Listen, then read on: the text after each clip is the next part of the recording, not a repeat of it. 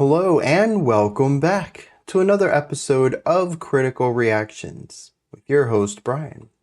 We're going to wrap up this week as we usually do with an album review where I go track by track through an entire album exploring what each song does in isolation and it's part of the larger artwork. Today we're going to be looking at Brave Little Abacus. Just got back from the Discomfort. We're all right.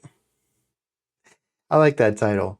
But I am a bit apprehensive getting into this. We have listened to another album from Brave Little Abacus called Masked Dancers that was a bit of a tough listen for me, and this opening track on this one, Pile, No Pile, Pile, we've actually done a reaction to as well, and once again, it was a bit of a tough listen for me. So I'm kind of expecting more of what we got off of Masked Dancer and enjoying parts of this, particularly I think the instrumental aspects, while having a bit more of a tough time with the melodic ones.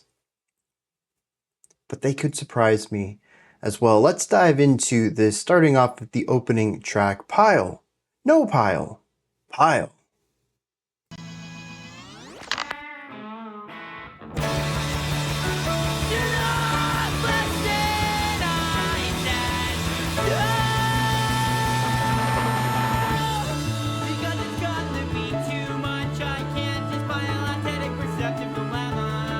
Fun little drum part there.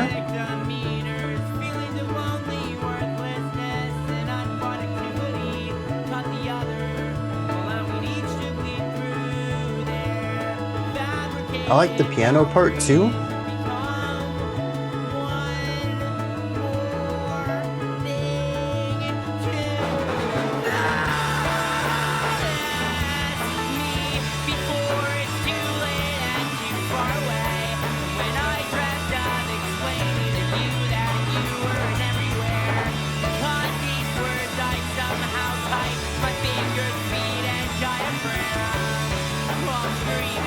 Good bass lick here. That piano is very fresh.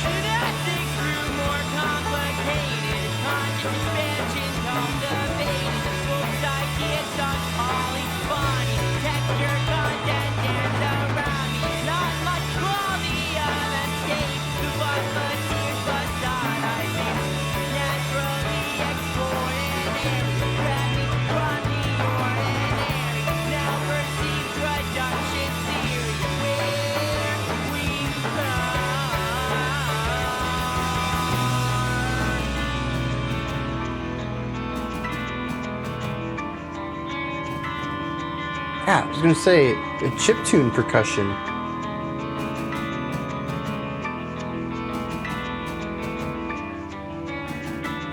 Really interesting spatial movement on the percussion too.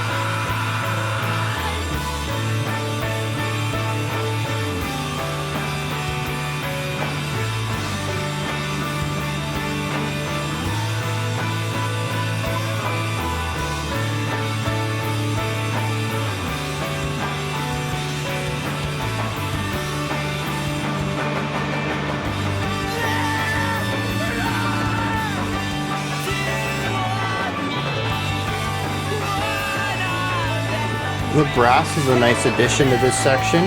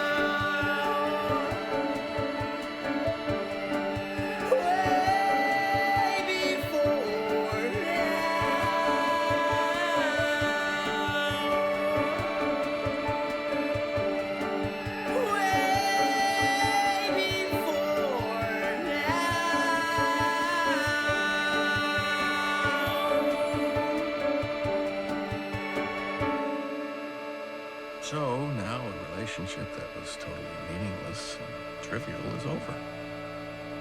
It's hard to get too upset.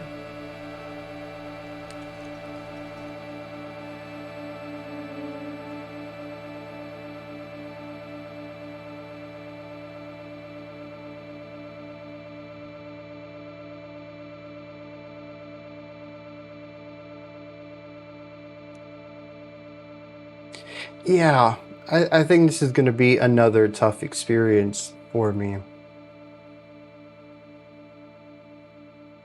I like their general flavor. It is emo, after all, and I dig emo music. I think there's a lot of that in here, or I suppose conversely, this is very emo, would be a way of phrasing that. There's just a lot of silence here too, isn't there?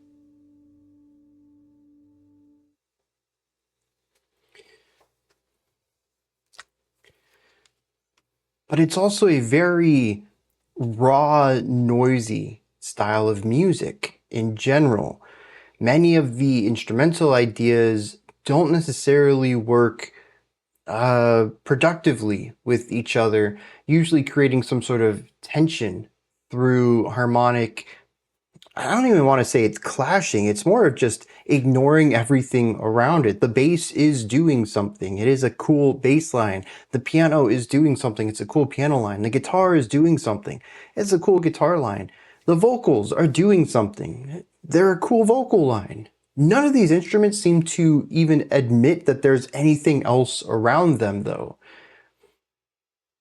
And so we have harmonic grooves that clash because there's no synergy in the general pulse of it, the cadence or the accent patterns.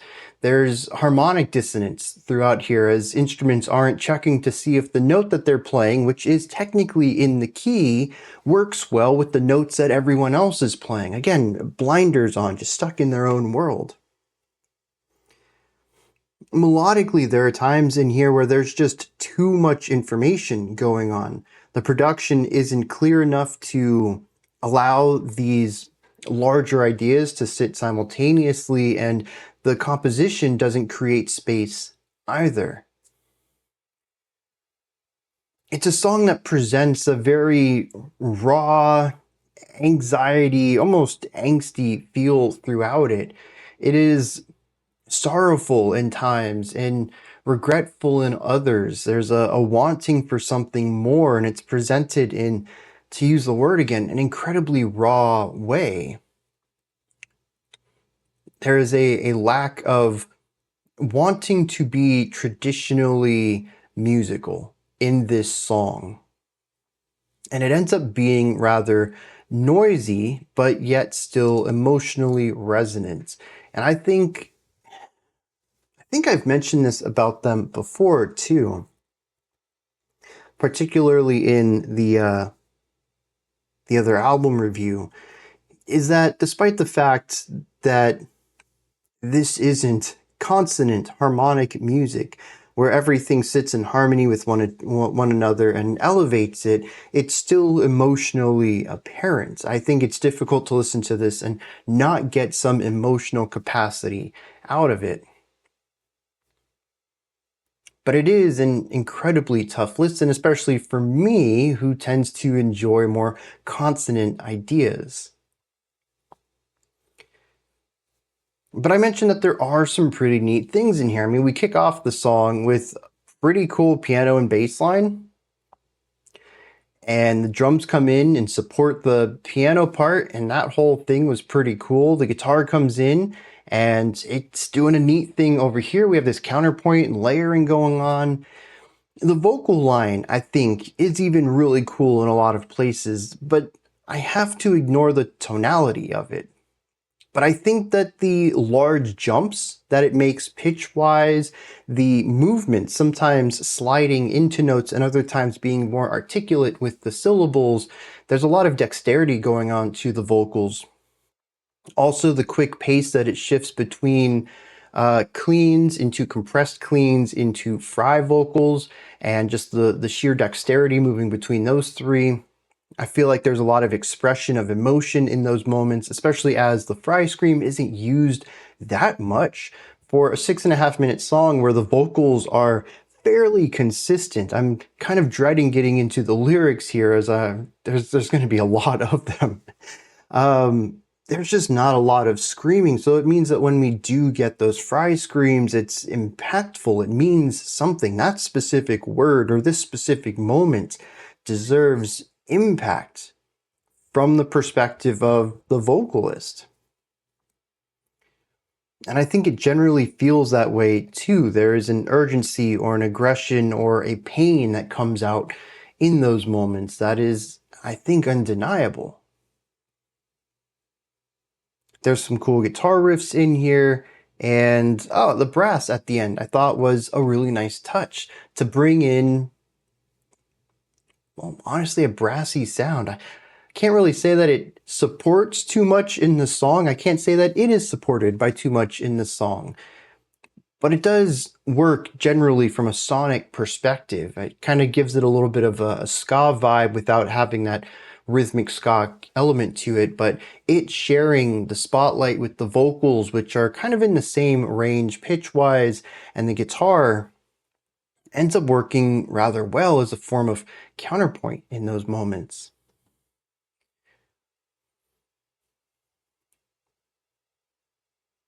I bring this up though, and I levy the praise where it needs to be, because I don't know that I have a lot of praise past some of these cool things, because there's so much of this track that just bounces off of me completely. There is, as I mentioned, a lack of rhythmic harmony going on here. Some of these sections fall apart rhythmically as the drummer is trying to keep the pace, getting the solid backbeat, being a very functional drummer, being the metronome, and it feels like no one else pays attention to that at all. We have piano lines or vocal lines that are just accenting everything except what the drums are trying to lay down as a backbeat. There's this general push and pull with the general tempo of the song, where some instruments feel like they're rushing a little bit ahead of the drums and others dragging just a little bit behind it. It's a very loose temporal song. I've already mentioned that harmonically there's instruments and parts that come in for counterpoint or harmony and end up just clashing. There's too much sound at any given time, and it's tough to differentiate and hear all of the melodic qualities. This is something where I think a more high fidelity production would help, but also I mentioned that composition would help too, carving out space for additional lines. The vocals take up so much space on this track. There really isn't much room for anything else compositionally. But I think what really stands out to me the most and is super consistent, and I'm going to try not to lean into this too much because I know I've already talked about it on the Masked Dancers reaction, is the melodic tonality. The vocalist here, they use a lot of microtonal and atonal ideas. Very rarely are they perfectly in tune with the notes that they are playing, and quite frequently, even when they are getting close to being the correct pitch of the note, it's not the pitch that's working well with everything else, creating dissonance at those moments with the rest of the instruments and what they're playing. I'm really curious about this because, like I said, I've brought this up before, and I think the last time I brought it up, I painted it in a bit more of a negative direction, saying something along the lines of the vocalist being out of tune. And technically, yes, they are. But it's obviously a positive element of this band. They have fans, people enjoy listening to them. I don't. I've expressed my opinion many times on the general use of, or sorry, the heavy use of dissonance in some styles of music and my general dislike for it. This is definitely a band who likes to work within that realm too, and I find that I'm not a huge fan of it. But it does seem intentional. The vocalist continues to do this across, I'm going to assume, both of their albums, because once we finish this, we'll have listened to every Brave Little Abacus LP. The first album had it in spades. I'm going to assume this one does too, given that we're starting off with this vocal dissonance.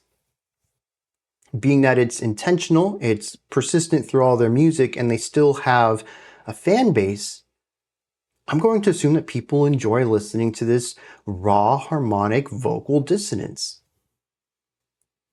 So I'm going to try to be less negative about it and try to find the worth of it. It is not my cup of tea, but there has to be something about the performance that draws people to it. And part of it, I think, is just going to be that raw passion. This is somebody who, well, no, I was going to say it's somebody who doesn't necessarily know how to keep the pitch, but that's accusatory. I don't know anything about this person. Are they purposefully singing out of pitch? Did they, are they academically trained and purposefully choose to sing microtonally? I don't know. What I do know, though, is that it ends up sounding very raw and personal and emotional. And I think that's really what the style comes down to. If somebody were to be overcome with grief or anguish or emotional pain or turmoil, singing in pitch, maybe even screaming or crying in pitch is not going to be something they're too concerned about. To ensure that, they're exactly at 444 hertz when they, grieve at this pitch, whatever that grievance sound may be. It's just not a human thing. So I think that creating music without focusing on that, especially for something like emo music, which tends to have a strong emotive element to it, it can work. Again, I'm not the target audience for it, but obviously it worked here. And I think unless anything develops in my mind regarding the melodic intonation, I think I'm just going to leave it at this. Try not to bring it up for the rest of the album, because I don't want it to dominate the conversation, even though I do think it is going to be a massive hurdle for most audience, me included. Enjoying this album means I have to get past the vocals. And I wager that's going to be a thing for, especially as this is a more metal-oriented channel, I think it's going to be a thing for a lot of people tuning into this reaction. But I think that pretty much encompasses my thoughts on this track. I know I had more to say when we listened to it the first time a few years back. I think the video was like 40 minutes long. But it also feels like a lot of what I have to say about this track is what I've said about Brave Little Abacus in the past before, too. So, lots of neat singular ideas, but generally they clash on every single metric of music: rhythm, foundation, harmony, and melody. It's a bunch of sounds vying for space and fighting each other for it. And all of that clashing idea, it bounces off of me personally. Like I said, I kind of wager I'm in for a tough listen today. I really hope this isn't indicative, but given that this is the 13th, 14th, I don't remember how many songs we listened to on Masked Dancer, but I've listened to a lot of them, over half of their discography at this point. I'm kind of figuring we're going to get more of this. Let's hit some lyrics. Interestingly, this track is about a lot of stuff. Like I mentioned, there's a lot of lyrics going on. We have a solid 6 stanzas here that are incredibly dense. I mean, just listen to this first verse and then we'll kind of dive into what it might mean. It says, because it's come to be too much, I can't just pile aesthetic perceptive dilemma over analytic demeanors, feelings of lonely worthlessness and unproductivity atop the other, allowing each to bleed through their fabricated boundaries and become one more thing. That is a lot of information to cram in such a short amount of time. But generally, it seems to mean that this person, our narrator, they have general feelings of loneliness. They don't feel like they have any worth. They feel that they are generally unproductive. And they also have what they describe as aesthetic perceptive dilemma, which I don't know necessarily what that means, but it sounds to be something to impede their living. And they say that they can't just put all of this together in a pile because they will bleed over into each other and make things worse, a conglomerate internal issue. Verse 2, though, shifts to wanting the affection or attention of someone, specifically saying, notice me, before it's too late and too far from where I dreamt of explaining to you that you are an everywhere, that caused these words I'd somehow type my fingers, feet, and diaphragm all screaming. This person makes our narrator feel alive, and they just want to be noticed by them. Verse 3, though, shifts into an element of life in general, and this is expanded upon in the bridge. The verse states that things grow more complicated, that consciousness expands and cultivates. There's books, ideas, songs, or polyphony, there's texture and content, and it all dances around me. It's grabbed me from the ordinary because all of this is naturally extraordinary. Talking about how art in general is created by life. It's a perception of and an attempt to render the extraordinary elements of life into sound and color and dance, body movement. The bridge then says, but from afar it makes less sense and appeared beautyless, which I guess is its defense. The idea that life in general, once you begin to study it, becomes kind of dull. It's not as interesting. Life is about the experience. Verse 4 comes back to the idea of piling all of the negative elements on top of each other. It says, I could pile them, but it just feels bad to realize you might hear something in the quietest of nights. Randomly, the refrain says there are 2 of me and one of them will say Hannah, way before now. No idea what's going on there. And the outro says, so now a relationship that was totally meaningless and trivial is over. It's hard to get too upset. And while parts of this song do seem to be about a relationship, possibly the element about Hannah here, and verse 2, wanting to be noticed by someone and build this rapport, there's also an element of the bridge that mentions the ability to relate to things and social obligations, to create friendships and want to learn about people. There's a relationship there as well, but also the other half of this track seems to be internal struggle. It seems to be about the connection to life and the beauty of the things around us and how it doesn't always feel beautiful, how life itself can be a bit dull at times. This is a song about things vast in scope and narrow in scope, but the outro seems to sum it all up as a relationship. Could this be not necessarily a romantic or platonic relationship with people, though it is partially that, but a relationship to life itself? If so, it talks about that relationship being meaningless and trivial, and thus when it's over, it's tough to be upset about it. Given the lonely and unproductive general putting yourself down at the beginning of the track, it's possible that that element also bleeds through this song. A general feeling of, I don't know, losing that romantic perspective on life, being disillusioned with it.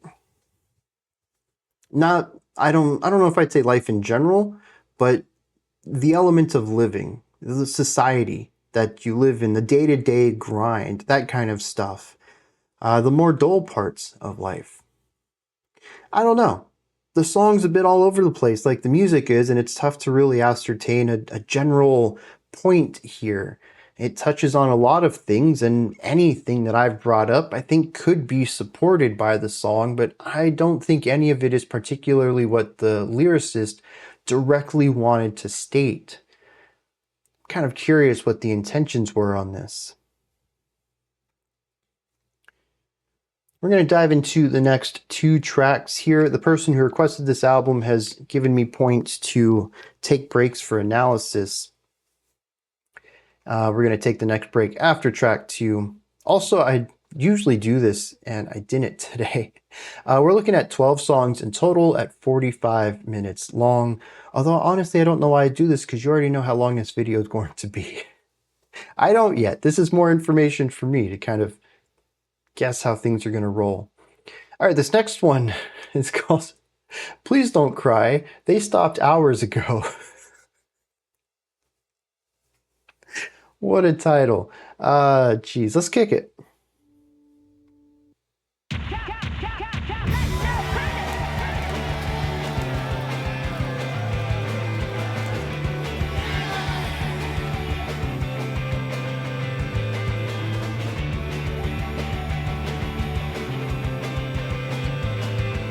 I generally like the bass tone, and I think the synth idea works really well here. The drums are driving, albeit quiet.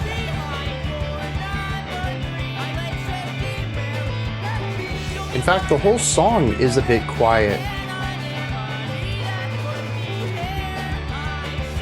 Weird microtonality on the synth. We're about 5 dBs quieter than the last track, though.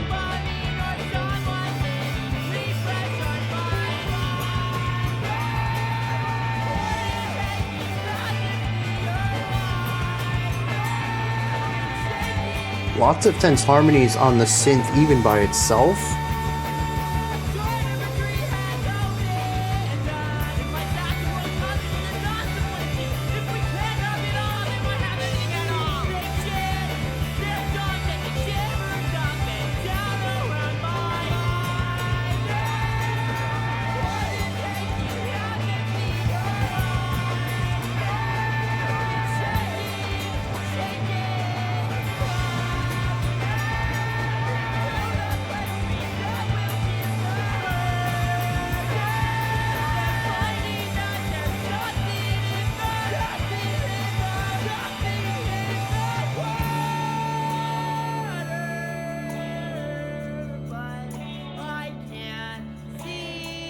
So a combination decrescendo and ritornando, bringing the energy down, the volume down, and the tempo down.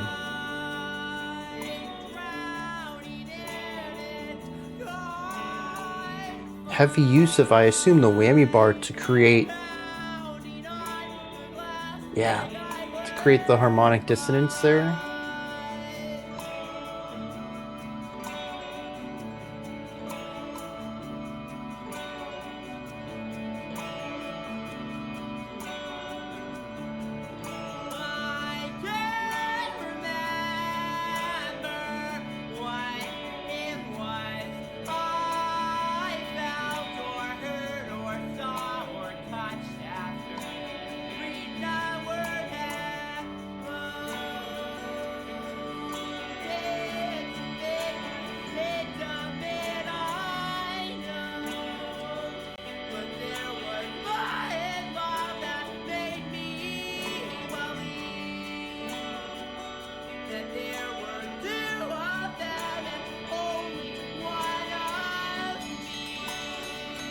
Ooh, that's a fun little idea.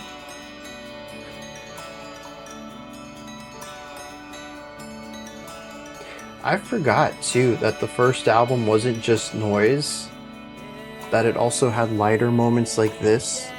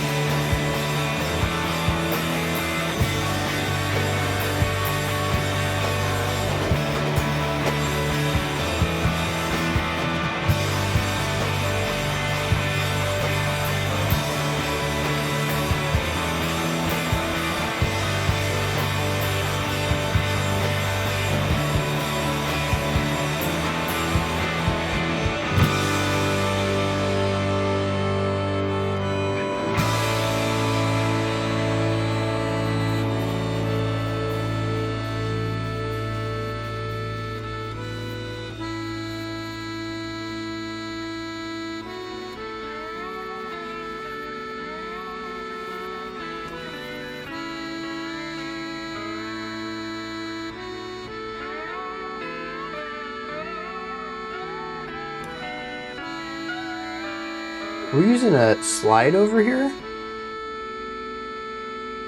Are those called finger slides?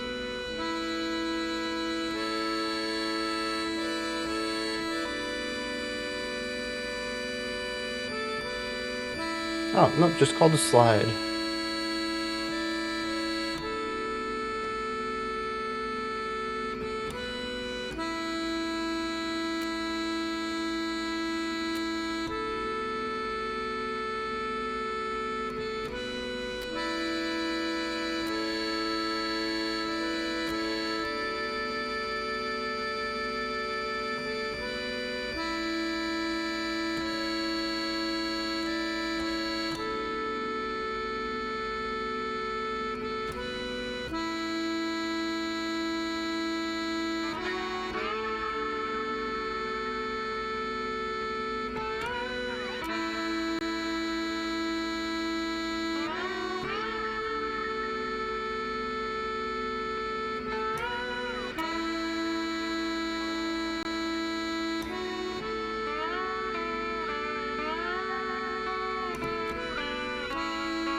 Yeah, lots of temporal looseness here.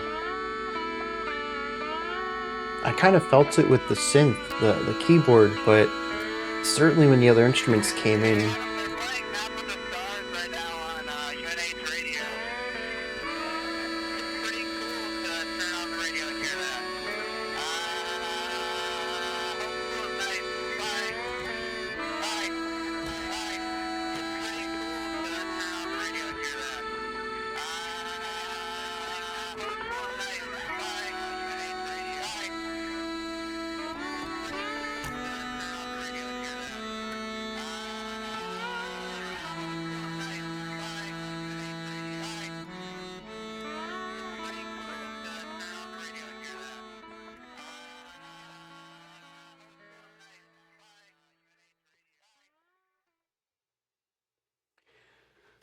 All right.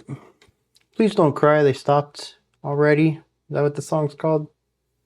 They stopped hours ago. What a great title. Yeah, I mean, this brings in the hard counter to Pile, No Pile, where that was rather noisy throughout. It did have a lighter section to it, but we came out of that pretty quickly. This is the antithesis to that, starting off with a bit more layers and movement, but generally removing them quickly and focusing on a lighter section throughout. And this reminded me that we did hear tracks like this on Masked Dancers as well. Now, I like the drop in energy, but it's paired with something that I'm not too big of a fan of, which is a drop in momentum as well. We had a general push of energy through the beginning of the track that as we entered the energy drop, reducing the volume, reducing the tempo, we kind of lost everything. We had a nice bass line going on here, and the synth was there, giving us chords, but interestingly, very tense chords. There's not a lot going on. The synth is just playing dissonant things against itself. And I think this is really interesting because generally speaking, the instruments in Pile No Pile were harmonious within themselves, just dissonance in the whole. And here, the synth is just playing these really tense chords by themselves. Now, they are clashing with the bass a little bit, but I think even if you remove that bass, you would still find some harmonic instability here. The vocals are paired with this, and the spotlight is really put on them. And I remember these being tough to get through on Masked Dancers, as well as the focus is hyper put on the vocals, which are, I feel, even more dissonant than ever in these moments. I don't know if it's simply because there's nothing else going on and you have to pay attention to them, or if it's because the vocalist, when they drop their volume a little bit, end up becoming flatter than usual, which is pretty typical. Rises in volumes tend to make pitches sharper. Drop in volume tends to be less air pressure, which tends to make tones a bit flatter. This is stuff that a lot of aerophone players learn. Me as a trumpet, I had to pick up on this. And it's something you really have to pay attention to when you have dynamic markings, volume markings going on, to ensure that your tonality doesn't change as you adjust your volume. I assume the same is, or I assume something similar is going on with vocals as well, but I'm not 100% sure about that. I do think that you can change pitch with adjusting your air pressure, but given that aerophones tend to work with adjustments around here more than vocal cords, I don't know if that plays into things in a way that I'm not expecting. If anyone's a vocalist here and wants to weigh in on that, I'm all ears for it. But speaking as a trumpet player, I do find that this lines up with my experience of learning how to play and control a trumpet. But the intonation is sharper here. Well, it's flatter, but it's more pronounced, I suppose, should be the better word there, as to not confuse about the level of intonation here. And there's just nothing else to pay attention to, so you're locked in on that. And I think more than anything, if you're not on board with the levels of microtonality in this album, this is going to be an even more difficult hurdle than the first track. But chordally, we just have two chords here. We don't have a lot of direction there. We don't have other melodies. We don't really have counterpoint. The drums are pretty straightforward at this section, just hi-hats, eighth notes of them, and the occasional bass kick. And that's kind of it for several minutes. We have a little bit of a build-up towards the end, but interestingly, once again, the instruments come in and have accent patterns that don't groove with what the drummer has laid out for so long. Once again, coming in with new instruments being a bit disruptive to the status quo. And the song builds up to a point and tapers down in the final seconds and lands in Boy's Theme, which there's no vocals here. The instruments are the lead, but it's another song that, much like the last one, doesn't really want to go anywhere. There's no momentum to this. It is an instrumental solo for the keyboardist. We have the drums keeping the general pace through some of this, but not all of it. I'd say about half of this track is just the keyboard, which means that they can be a little looser with time and still have it sound fine. Solo instruments can play around with time a little bit, and there's not going to be any temporal dissonance going on unless they purposefully do it. I mean, they would have to delay their fingers when they play a chord in order to create a varying intro time for each of the notes, but that can also be seen as a bit of a glissando, a running up of notes in a chord. So even that would be perceived as something a bit more temporally sound. But as soon as the drums come in and the bass comes in, we can start to see these instruments, and I think the guitars came in too. We start to see all these instruments coming in at different parts of the downbeat, and there's just no temporal cohesion there. And once again, it's a vibe. There's a rawness to all of this, much like doom metal, something this slow. It's tough to get everybody in on the same beat. And honestly, I was talking about the temporal looseness with just the solo synth, but given that we were at such a slow tempo here as it was, I'd say something in the mid to high 60s here. I might have also been miscounting as well. It's very easy to get off pulse without a metronome going on at these slower tempos. So we see this general looseness on the downbeat. Some instruments come in early, some come on the downbeat, some come a little after, and it's more of this blurriness of where the beat actually is. But it's also a song that melodically doesn't go anywhere either. The keyboard solo doesn't have any linearity to it. It doesn't have any directionality to it. It just kind of is. It keeps going, but at least as far as I'm concerned, it doesn't say anything. And this could just be an issue where I don't understand what the keyboardist is saying. But I kept wanting the melody to do something, I suppose, traditionally interesting, connecting harmonically in a way that would say something to me, telling a story in a language I would understand. And the notes chosen just always seemed random. The intervals between the notes, the directionality, whether raised in pitch or lowered in pitch, never really meant anything to me. And overall, when it was over, it just kind of felt like I listened to sounds being played for 3 minutes. Now, I don't want anyone walking away from this video thinking that this song is trash and it doesn't mean anything and it's just noise. But that is my interpretation of it. It's an uninformed interpretation, though, as I've mentioned many times. I don't really get Brave Little Abacus. And I think that by the end of this album, having listened to their entire LP discography, I don't think that's going to change. But I think that this is a perfect encapsulation of the melodies that they write and how, again, I just don't get them. I don't speak the language, or I guess more specifically in linguistic terms, I don't understand the dialect. They're using notes, I understand. They're using rhythms, I understand.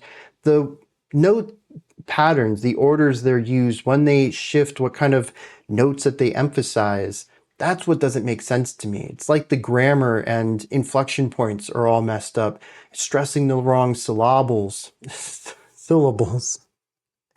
Syllables. That's the one with a weird stress in it. And just generally being out of order. I understand all the words, they just don't make sense in the order they've been placed. And that's what this feels like musically to me. It isn't avant-garde, it isn't really experimental, it's just a little outside the norm. And I'm having a tough time trying to decipher the meaning behind it. And I think this kind of lines up a little bit too with why we are, a quarter done with this album, and I haven't really talked too much about emotion, other than the rawness equating to pain and despair and melancholy. But usually when I bring up atmosphere, I talk about chords, what the chord progressions say to me, and what kind of story that tells. And I don't really get anything out of their chord progressions because they're used irregularly. Again, not to say that they're using them wrong, they're just using them in a way that I don't quite understand. It's like I've gone a few towns over and they're still speaking English, but it's a different style of English. They have an accent maybe, and it's not clicking with me. I have to ask them to slow down a couple of times and maybe enunciate a little bit more for me to get it. And I think that's what's going on here. I just don't have the experience to really grasp what they're laying down because honestly, quarter in, it still just kind of sounds like noise to me, a little bit more cohesive and comprehensible than noise rock, but it's still kind of in that realm of it's non-traditional harmonic devices and it's stepping outside of general chord theory. And at that point, they're kind of painting with their own style. And it's not so much about expanding one's understanding of music in general, but expanding one's understanding of Brave Little Abacus's dictionary. And I don't know that one listen on each of their albums is going to be enough time with them to really get what they're laying down. Which I actually find really interesting that so many people can listen to this album and right off the bat say, this is for me, this is my kind of music. Because to me, this is tough to get into. This is an acquired taste. And I find it really interesting that some people might acquire it on the first time. I wonder if there's been any science studies into, what would even the study be? I don't know. I just find it bonkers that people can listen to stuff like this or noise rock or avant-garde music and it just click with them on the first time. Whereas even me, who I don't want to pat myself in the back too much, but I have a pretty strong understanding of music. I listen to this and I'm like, well, geez, I'm going to have to, give me a couple listens on this. Give me like 5 or so. Let me start to understand what they're trying to do here. And for some other people, they just click with it. And I find that to be fascinating. Let me hit some lyrics on, well, I guess just track 2, but track 3 had some spoken word in it too. So now let's see what's going on here. All right. Verses 1 and 2 are about a game show. In a sense, metaphorically at least. It brings up the idea that our narrator is sitting behind door number 3, waiting to see what door is being picked. Now, I kind of figured they were wanting their door to be picked, but verse 2 talks about door number 3 opening up, and then the world pounces on the doorknobs of 1 and 2. So I don't quite understand what's going on there. Maybe being picked is bad in this case. But there's also something in verses 4 and 5 about feeling outside of something, disconnected from a larger whole and stuck themselves in a place. I think it's interesting that earlier it was stuck within a door, but here, or stuck behind a door. Here, though, we're stuck inside of glass. Talks about glass being a confining element. I'm not quite sure. Verse 3 says, but I can't seem to put my glass down, maybe because soon I'll be inside, drowning in its confines, pounding on the glass like I were 5. Verse 2 says, I can't remember what it was that I felt or heard or saw or touched after hearing the word hello. Dancing figures intimate, I know, but there were more involved that made me believe that there were 2 of them and only 1 of me. This is a rather peculiar line because in the first track, at the end of it, it mentioned that there were 2 of me and 1 of them. Now we have the inverse of that. This idea of not always being enough, not having enough, is consistent, at least on the first 2 tracks. That things just are never in line with each other, numerically at least. Verse 5 talks about it being harder to see as the water rises. So being stuck inside glass with rising water, feeling distant from others, that's my general vibe on this. It ends with let me bathe amidst my ignorance as if I were asleep. Oh, a want to forget this distance and sorrow. I will say this though, after reading these lyrics, I found a peculiar, I don't know if I want to use the word connection to it, but there is something about the words used that draw me to them. It's not so much I think about how they're said, particularly even the pitches used to say them, but the poetry itself is engaging. There's something about it that feels right, even though there isn't a strong sense of cadence to it. There's not really a rhyme scheme, but it does have good syllabic flow. And it does seem to be powerful through its metaphor. I don't always know what's being said, but I can feel something about it. It isn't plain. It isn't placeholder sound so that the vocalist has something to say alongside the melody they wrote. It means something. There is depth here, and much like the music, where I can only vaguely ascertain what it's trying to say, I can at least understand that it's trying to do something. This isn't boring art, despite the fact that I'm not really a fan of it and that I don't really understand it. And I think that it is a combination of the music and the lyrics. I think there's something really powerful going on here poetically. And I wouldn't be surprised if asking fans of this band what one of their favorite elements are of it, if lyrics top the list. Because I really do find them to be one of the more powerful elements of this album, at least so far. And Boy's theme only has one little voicemail, apparently.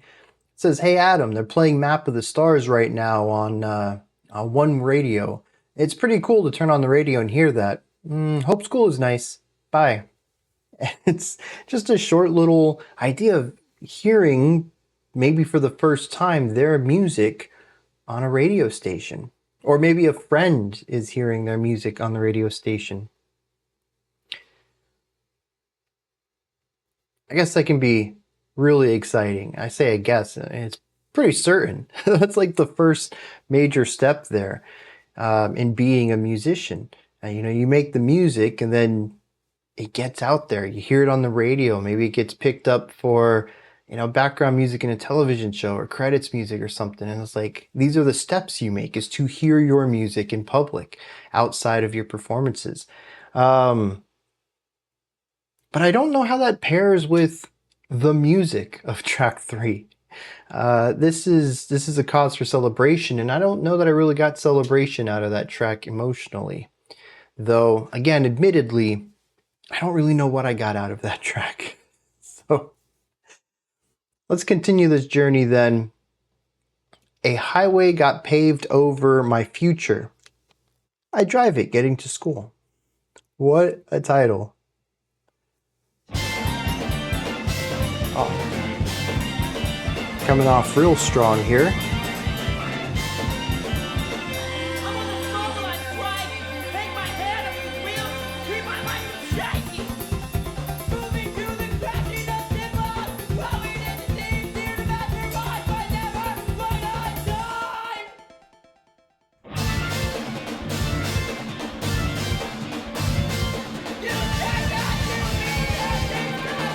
Ooh, the micro tonality on that bend.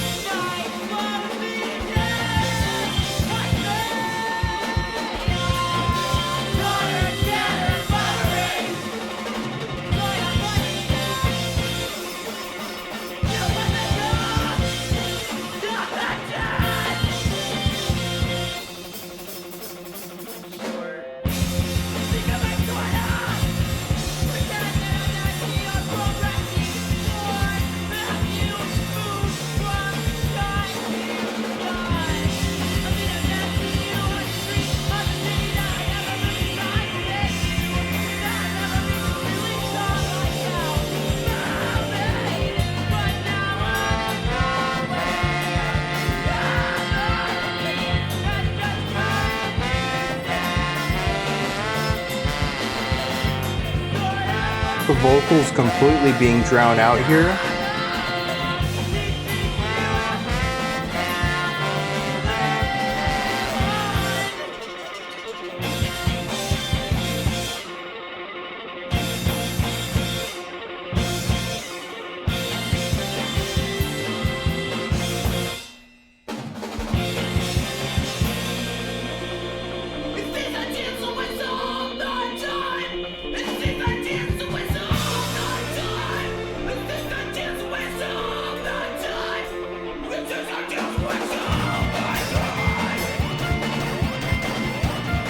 What a chaotic soundscape. Between the muted 16th note stuff, the chiptune stuff, there's a synth line, a rising and falling idea, and then the brass, the vocals.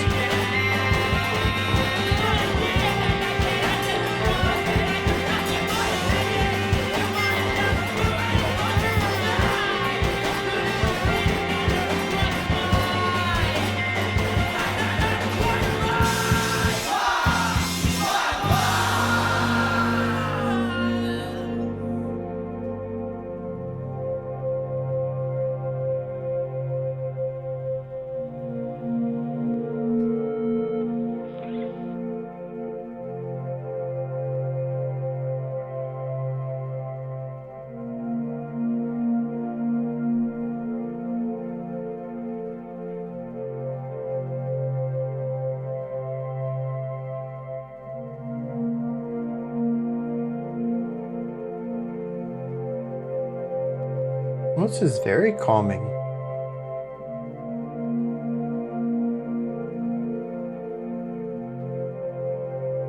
Pensive, warm moments. I don't really have too many of those on this album. At least, not so far.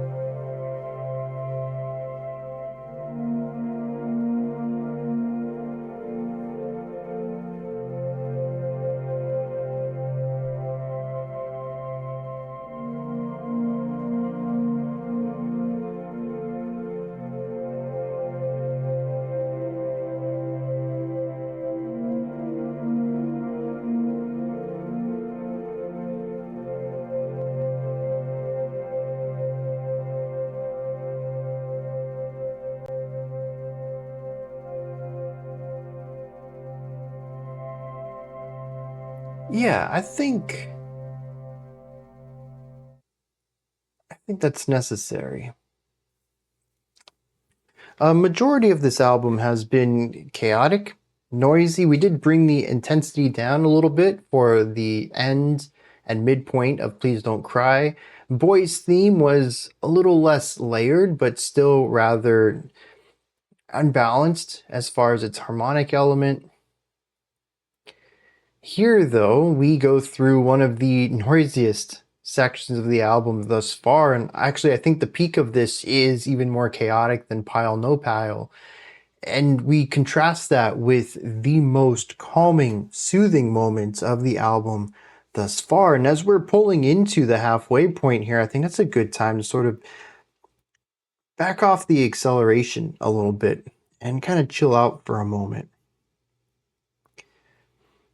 I think in another project, in a different album with a different type of pacing to it, having almost 2.5 minutes of just a single synth chord progression, minor sonic fluctuation to it, rather static idea, would be something that overstays its welcome.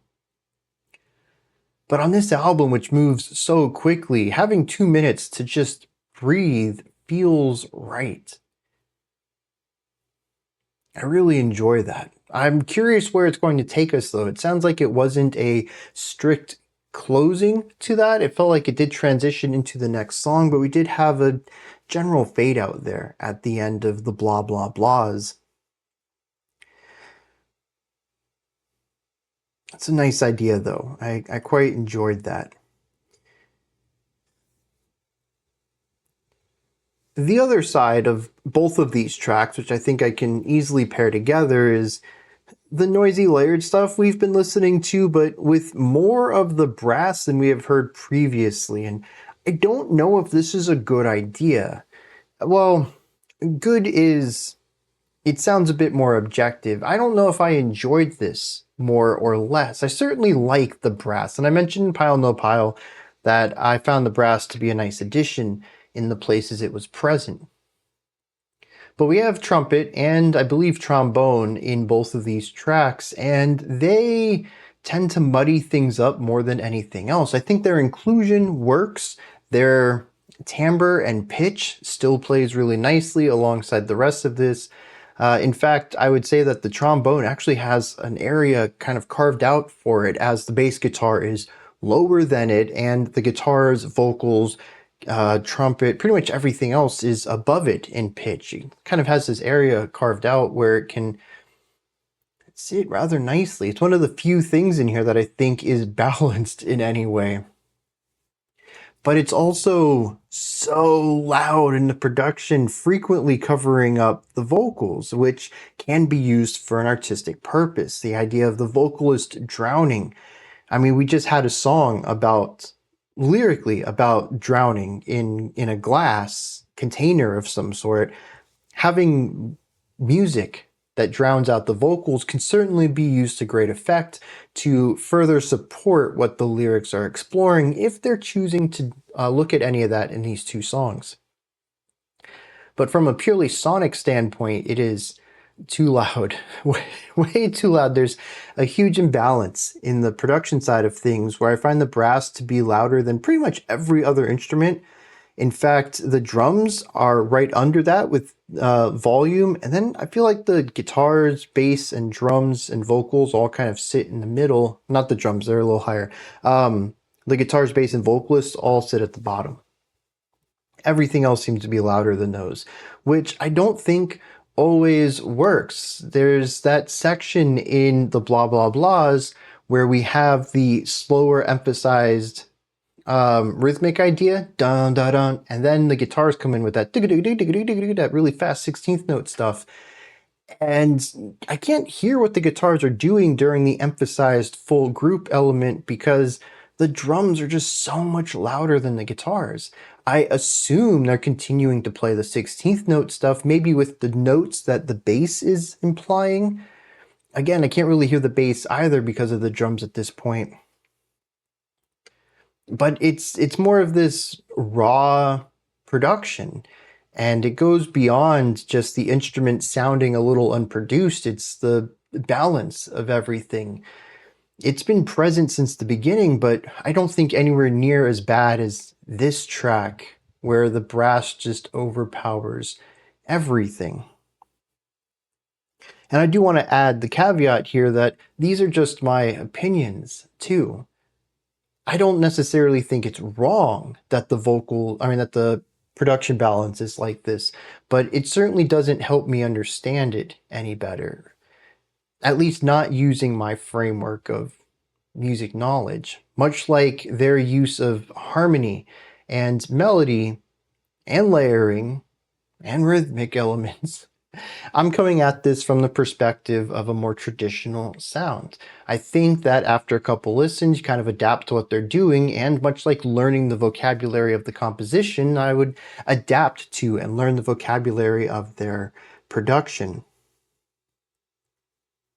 But as of right now, it's, to my ears, never quite sounds like it's benefiting the song. It certainly creates something unique and maybe artistic, but it makes it difficult to follow, which might not be their intention, but it would help me understand it a little bit better. I do want to bring up one thing real quick, and it's the use of chiptune. I think it's the most stark element of this. I've heard noisy music, noisy rock music. I've heard noisy ska music. I've heard vocals like this before inside of emo and non too. We've heard folk music with some interesting pitchiness to vocal melodies. But I don't think I've ever heard chiptune like this. We've listened to some Nintendo core in the past. Horse the Band, maybe. And I think there was a pizza based band name too. I can't remember. So more core style, metalcore, hardcore, post-hardcore with chiptune stuff. Yeah, I've heard that. But this lighter Midwest emo stuff, I don't think I've heard with chiptune before.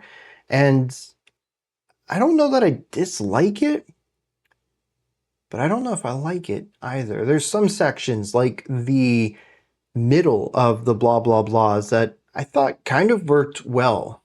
We had the instrumentation laid out, and before the brass came in and overpowered everything, we had these chiptune sounds going on. One of them was like a classic 8-bit snare, and the other one sounded like an 8-bit jumping sound. And I thought that was a pretty cool idea.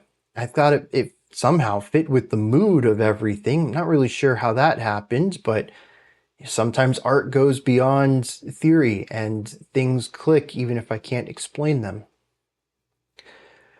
But there's other times where it just sounds like a game sound effect, like someone's playing a game in the background of this song and it just happened to come into the recording and it doesn't necessarily fit, but it is there. I don't know how to feel about it yet.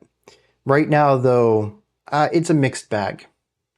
So I'm gonna kind of keep tabs on how often it's used because it's not super often. 5 tracks in, I think we've only heard it on 2. And even within that, it's specific moments of those 2 tracks. So I honestly have some questions about that too. Why use them at specific moments? I mean, first of all, I enjoy that. This is something I've asked about for a long time and something that I think electronic music does really well that rock music doesn't necessarily, which is having a wide palette of instrumentation and only using some at specific moments. This probably stems from me having a background in classical music, but omitting instruments at specific parts of a song helps elevate specific feelings or tones or atmospheres through that. And with a rock band, you kind of don't have that option. Sometimes a guitarist will quit out, which is fine because the vocals are sometimes in the same range. But if your bass guitar drops out, you just don't have any low end. If your drummer drops out, you don't have any rhythm. You kind of have one instrument per role, so it makes it more difficult to omit instrumentation throughout a song.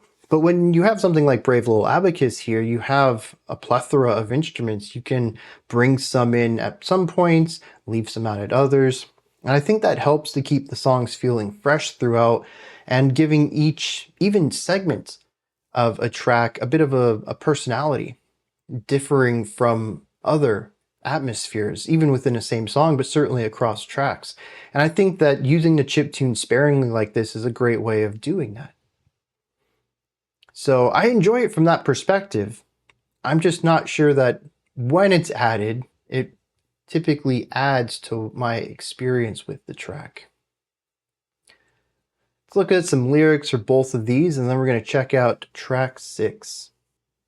Track 4 appears to be a continuation of the a voicemail that was received. This is now our narrator in the car.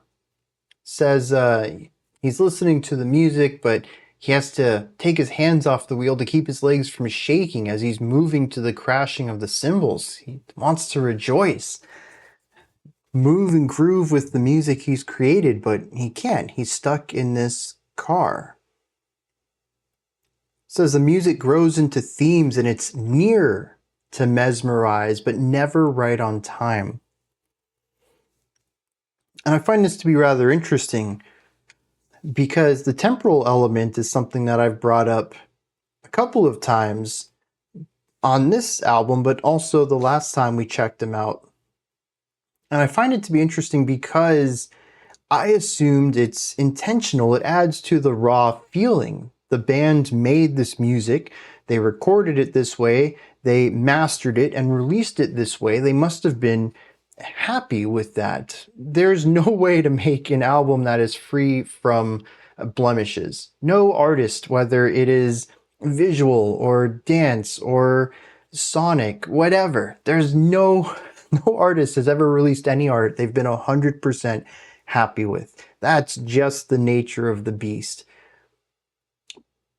But I figured that this temporal anomaly, being such a central element of the music and being so prevalent throughout it, I mean, this isn't a little blemish that you would notice that most people wouldn't. This is a major component to the sonic identity of Brave Little Abacus. I find it interesting that they would focus on this as something that they wish they had done better. That the songs were close to being mesmerizing, but never right on time. But still, I like the visual conflict here of wanting to celebrate, but not being able to, and then hyper focusing on the negative elements in your art, regardless. Yeah, 100%. I've been there.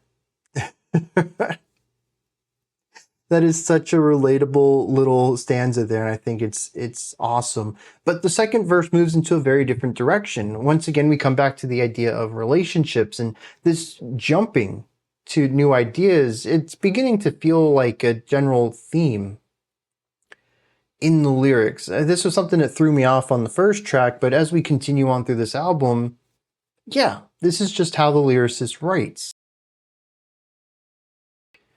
Regardless, the second verse talks about a Liz here singing something, and he thinks about how he feels while listening to this song. And he says, it has me thinking and dreaming of imaginary times on an imaginary couch, listening to imaginary records, and with imaginary mouths saying, boy, this is it.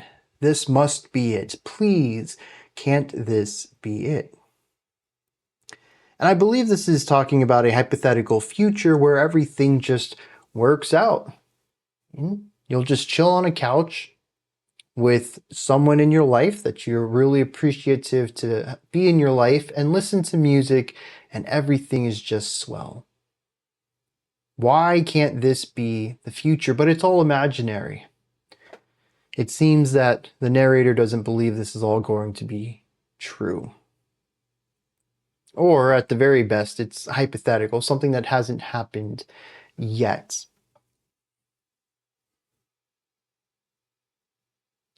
It's interesting then to see the spiral here. My music's on the radio, that's fantastic, and I want to celebrate, but I can't.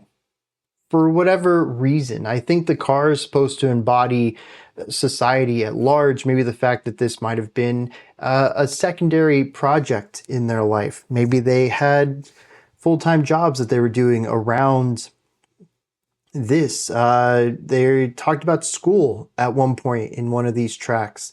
I don't know how young or old they were when they created this album.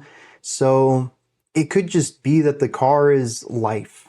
You want to celebrate this, but life is getting in the way. You're constrained by that. And then you realize that the music, it could have been better. And then you start thinking about someone else's music and the way that that makes you feel. And remember that listening to his song on the radio, he says it grows into themes that nearly mesmerize, but doesn't get there. And then this song that he listens to, though, takes him someplace. And this someplace is a wonderful future, but doesn't really believe it'll ever come to that. The day started out so grand. In fact, this moment started out grand, and it spiraled so rapidly. What a wild journey, lyrically, to go on here. And here we have a song that expands on some of the ideas we just got done talking about. How something in the present that should have been momentous ends up spiraling into a focus on the past and the future simultaneously that brings the current mood down. Verse 1 states, night slows me down and puts me off. It talks about just the nighttime here draining energy from him. Verse 2 talks about being near someone in a city that he never thought he would actually be in, but now he's here and he just wants to talk to this other person. It seems to be in parallel to his life, but they don't really know each other. But he keeps getting in the way of talking to this person.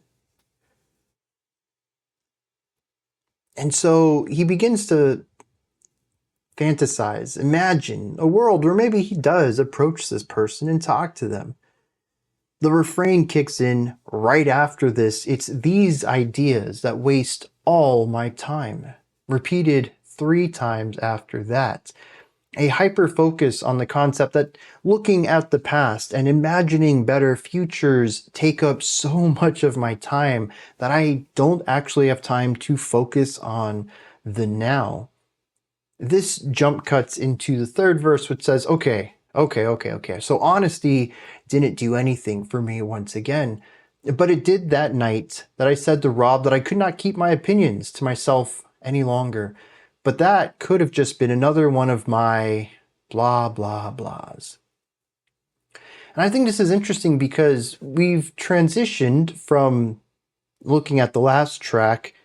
This moment is pretty awesome. And then spiraling from there and ending up at a place of saying, why do I waste all of my time spiraling when I have so many other things to worry about and I should just really be living in the now? And then kind of feeling that your problems aren't worthwhile. And when you bring them up to people, you feel like they're just tuning you out. It could just be another one of my blah, blah, blah, blah, blah, blah. And this entire spiral here all kicked off from hearing their music on the radio. And I think that's wild, but also probably quite relatable.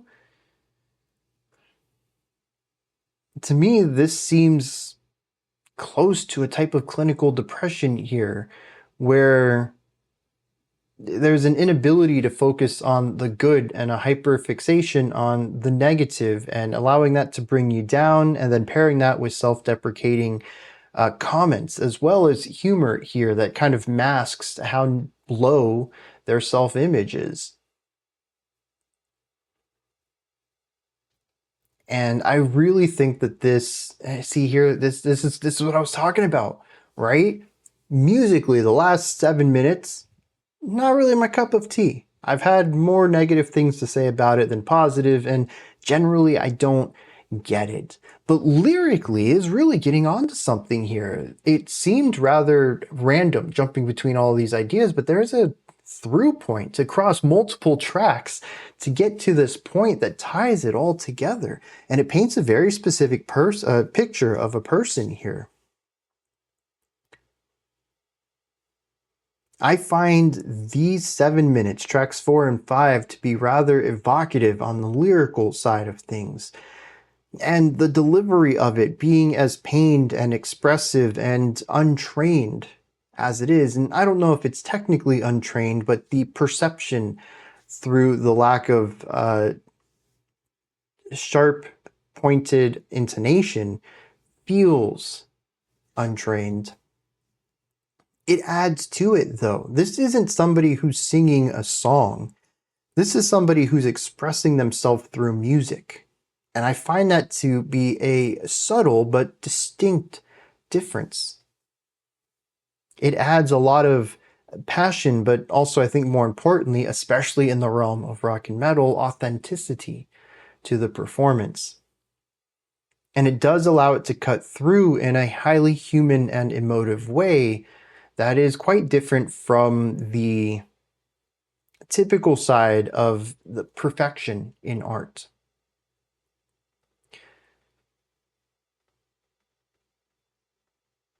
Yeah. Let's dive into track 6 here then. This one's called Can't Run Away. Let's see what's going on here.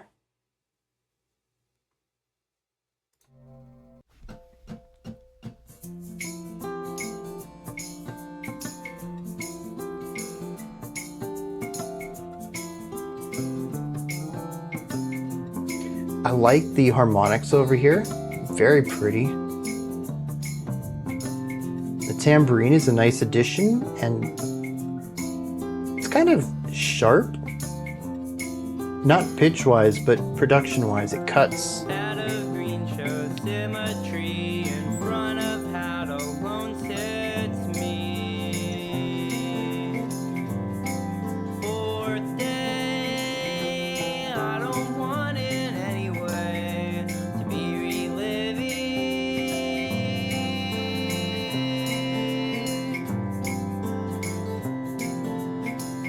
It won't be that bad again because I can't amount comparison.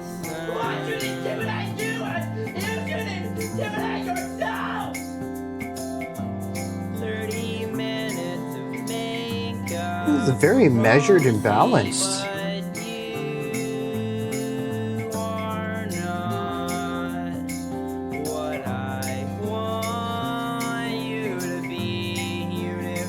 Universal there at 3 a.m. on the first of the year when it started. I'm not sure. And a jumper with a bracelet, and a jumper with a bracelet on your right wrist.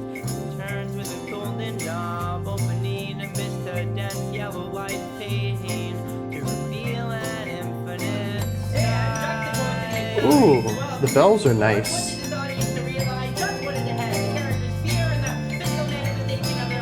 A walking bass line is interesting too.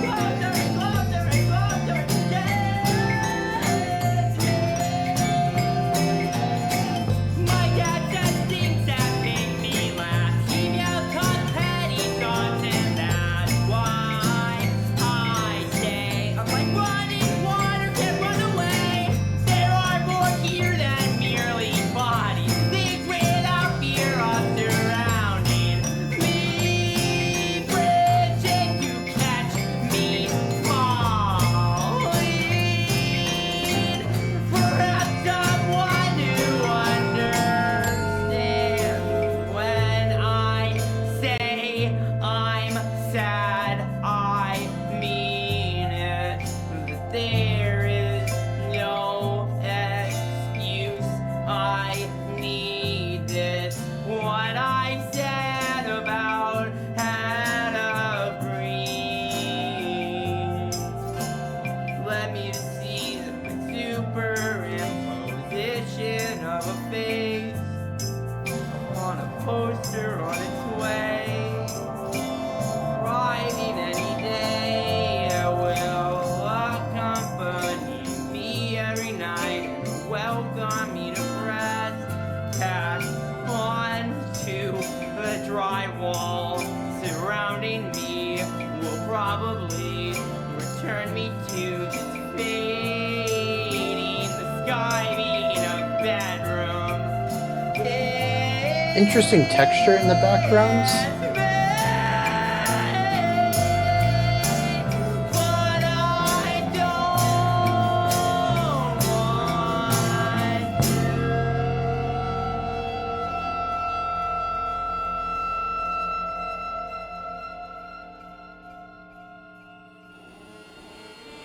So that was basically 4 minutes of one foundational idea, some variation on it, but kind of folky in the idea that there's a static A section for a vocal story to be told over.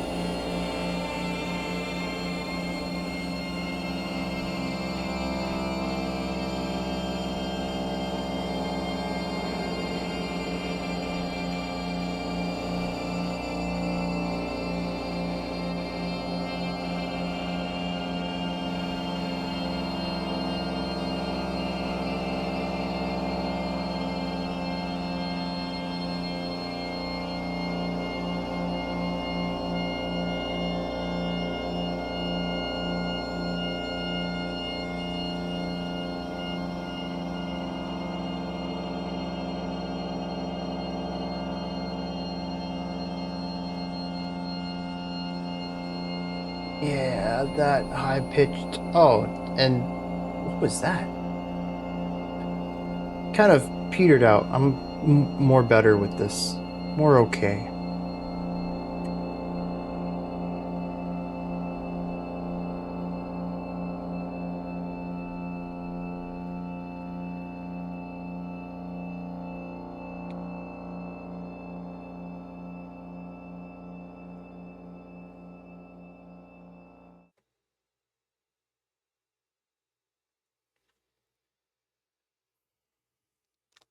Yeah, so that kind of had some folk Americana vibes going on. Like I'd mentioned, there's a single A section to this. We do layer it up over time and build on it in a bit of a slow burn fashion. There's some sections to it that have ornamentation that don't show up in others, but the general core 2 to 3 instruments at the bottom that we start with and the vocals on top are consistent throughout the entire thing. It reads as an atmosphere for a story to be told within, with the atmosphere changing subtly over time. We had 4 solid minutes of that. I think it generally works, and honestly, I think that ignoring the drone at the end of the track, this might be one of my favorite songs on the album so far, simply because there tends to be more of a balanced approach to it. Right off the bat, we have balance in the production, in the sonic creation here. The instruments are well placed in the mix. All of them are seemingly aware of the other instruments around them. The rhythmic cadence of the ideas bounces around, interlocking these ideas into a form of hocket, where one might play every other beat and the other one also plays every other beat, but on the even beats rather than the odd beats. I don't think that there's anything in particular that works just like that specific example, but I think the idea does a good job of showcasing what's going on here, where we will have a musical line here, and in the spaces between the notes, we'll have a second musical line that fills those in. This happens across 3 instruments to create the harmonic floor to this track. I don't think we have any strong sense of pure chords here. It is all single note ideas, with the bass doing the walking bass line, and we have 2 more melodic ideas in the guitars, and it's got to be synth or piano. I don't remember what the 3rd instrument was at the beginning. But we do have 3 instruments there creating our floor. It's giving us our rhythmic element, as they're all single note melodic ideas, but when you bring all 3 of the notes from the 3 instruments together, you get the harmonic information as well. That's what gives us most of the chordal movement going on here. The vocals that come on top of this are harmonically in tune-ish. They're not perfectly in tune, but whatever key they're playing in here fits the vocal's natural pitch selection a lot better than it has in other tracks. Something about this one just has the vocalist matching. And while they're still not perfectly playing these pitches, they're a little flat, a little sharp, they're not picking any notes that are outside of the key that are going to clash with everything else. And that is a huge boon, at least for me in particular, as I tend to enjoy more consonant harmonies. And we do get some of that in here. Now, it does introduce a little bit of a tightening and anxiety for me, because if you're playing the note that's outside of the key and you have that friction there, that seems to be more of an intentional choice to me. And say, well, it's not my cup of tea, but I can see why you might have done that. Here, though, the note is the right note in the key. It's just out of tune. And that creates a more distinct flavor of dissonance for me, and part of it may be my exposure to this too. I spent about a decade fine-tuning my instrument all the time, every day, before every practice, rehearsal, and performance, because being out of tune is just drilled into your head that it's bad. There are times, sure, where music calls for it, and as a trumpet player, I can adjust slides to introduce sharpness or flatness of a pitch on the fly. And maybe specific moments I would need to do that, but it's a texture, a spice to add at a specific moment. The instrument needs to be in tune prior to that, though. And so dissonance is one thing I can kind of take in doses, but intonation is something that really rubs me wrong. And again, I don't want to say that it's a bad thing, but in the practices of music I come from, it is a bad thing. And so I don't know, it feels like it's just ingrained in me. It sends shivers down my spine. It is like nails on a chalkboard for me. I don't like it. And this song veers into that territory more than other tracks, which focus on dissonant harmony rather than intonation elements. But I do find that, generally speaking, a majority of the vocal work here is more in key and in tune than on other tracks. And I do find that the melodic element of the vocals tends to have a bit more directionality to it as well. There's nothing in here that feels aimless. And I think that's just particularly, I bring that up because so many tracks so far, when we dip down into lower energy sections, aimlessness becomes a part of it, which I feel makes sense as the lyrics tend to focus on a lack of knowing what to do or where to go next. So that probably fits rather well. But here I found that there was directionality to the melodic ideas for the most part. There was that one time when we just kind of got rapid fire spoken word almost, and that kind of lost where it was going and what it was doing, but it got back on track. So I'll give it that. This song just seems to be, while still retaining their distinct rawness, a rather cohesive, traditionally created and performed piece. And that clicks with me a lot more. That is until the 4-minute mark. And it was almost exactly the 4-minute mark when the song proper finishes up and we have a distinctly unique outro, something that is so far and away different from anything else on the track, but certainly the first 4 minutes of this one, it's just drone. There's some harmonic movement to it. There are probably 3 or so instruments all holding out notes. And sometimes one instrument will change a pitch, and that's going to change our triad. That's going to give us some harmonic movement. But most of it just feels like being, existing, no movement, no direction. Or maybe another way of viewing this is that the movement is there's so much space between the chordal movement that it feels like we're moving in ultra slow motion. That while there might be directionality to this and momentum, it's so slow that it's perceivably non-existent. That, I think, works for a track called Can't Run Away. Artistically speaking, I think that feeling like you're moving through molasses, yeah, that accurately covers that title. But I will say that coming off of a track that I was kind of getting into, I found that the drone at the end to be a bit of a letdown and something that didn't quite click with me, which seems to be par for the course for this. When I find something I like, it's quickly paired with or replaced by something that I really don't. But like I said, I can see the artistic purpose and vision behind it, and I think that it works. It sells the idea of moving through molasses, of spinning your tires, a lot of energy put towards not really going anywhere.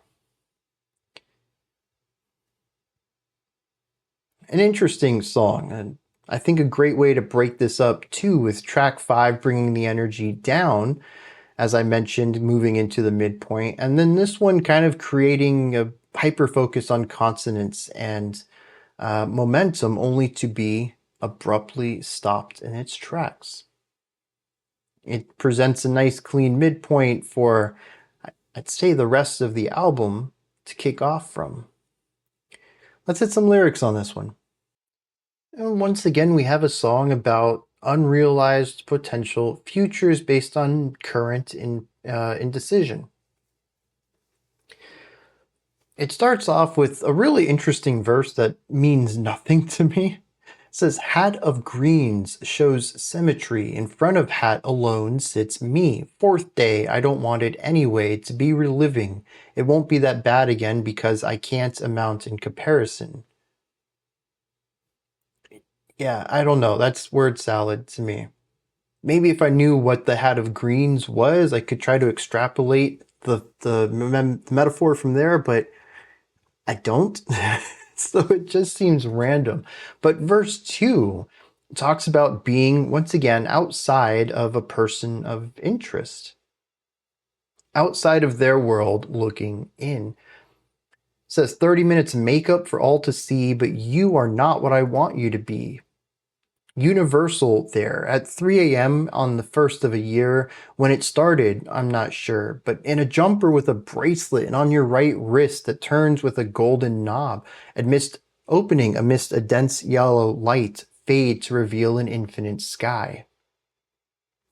So he sees this person walk into the room, and he's not really sure when he became infatuated with them, or I suppose at the very least interested in them.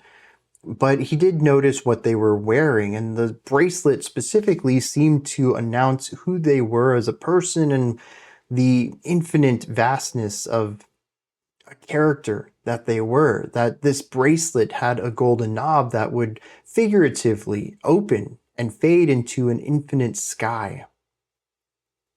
They've created an entire world around who this person was, but simply just by visually looking at them. The bridge, this is the semi-spoken word part, it talks about a realization in their mind as this person is walking closer to them, and the fears coming in, the anxiety of the situation as they come closer and closer and closer, when it doesn't seem that they're coming next to them at all. They're just heading in their general direction. And at one point, internally, they scream, "Kiss me." They want some physical interaction with this person. The song veers off from there, though. Verse 3 kicks in and says, "My dad says things that make me laugh. He meows Tom Petty songs, and that's why I stay. Unlike running water, I can't run away. There are more here than mere bodies, things without fear of surrounding me, branches to catch me falling. Perhaps someone who understands." It talks about the safety of being at home, surrounded by people that he knows loves him. He says, "If I fall, I know these people will pick me up. If I'm having a bad time, I know these people will understand, and that makes life a little easier. It's less scary than heading out to a new city, a new part of the world, where I don't have these social safety nets." It says, "My family's pretty cool, and I like being around them." Verse 4, though, I don't know what it means. It comes back to the hat. It says, "What I said about hat of greens has led me to see that my superimpositions of a face upon a poster on its way, arriving any day, that will accompany me every night in a welcoming of rest, tacked into the drywall surrounding me, will probably return me to this fading, the sky being the bedroom." I don't know. He seems to wax poetically about this poster, but I don't get what's special about it, or what he's trying to say about it.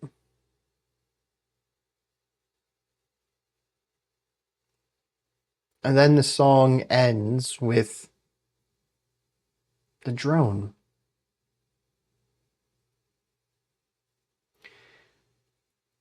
Yeah, this one doesn't quite hit me as much as 4 and 5 did, but I'm starting to piece together some common themes on these tracks. And I think that despite probably not being a concept album, it certainly has concepts at its heart. And I mean, we're halfway done with this album, and a person who is reluctantly, apprehensively moving forward in their life while not quite reaching the future that they thought they would have, and being anxious and nervous around people while being generally sad and depressed is kind of what every song is about. The difficulties and hardships of dealing with all of adulthood, possibly, of interacting with people and moving out to new cities and trying to build your life off of your music, even in this case, and the hardships of all of this while being paired with clinical depression and a generally low self-image. And it's just like the moment-to-moment thoughts of a person who would be in this circumstance.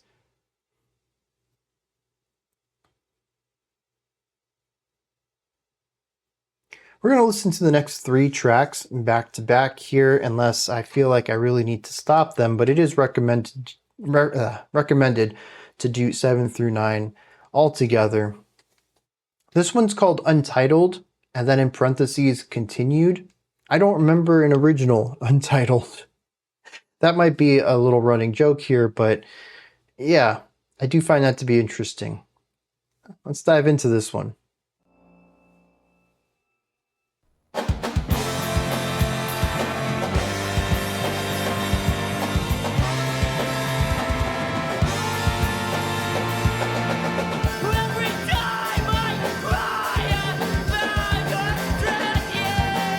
We're back to a bit of a disconnected layering.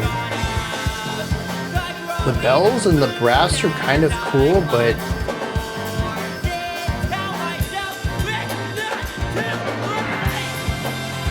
I like the chords coming in here though.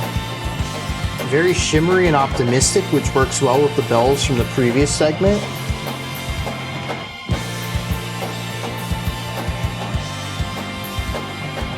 And we're going to carve some space out for the vocals. All right, I'm starting to get a hang of this.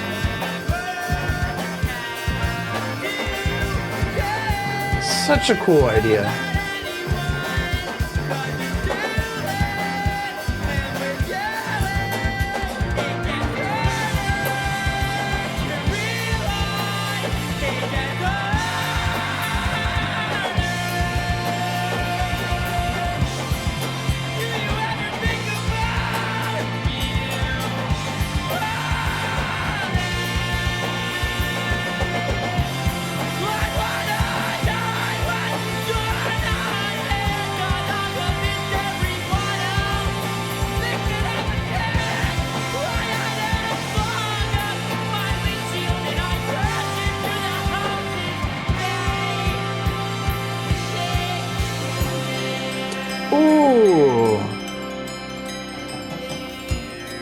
The bells kind of coming across, existing on the 2 outsides, while also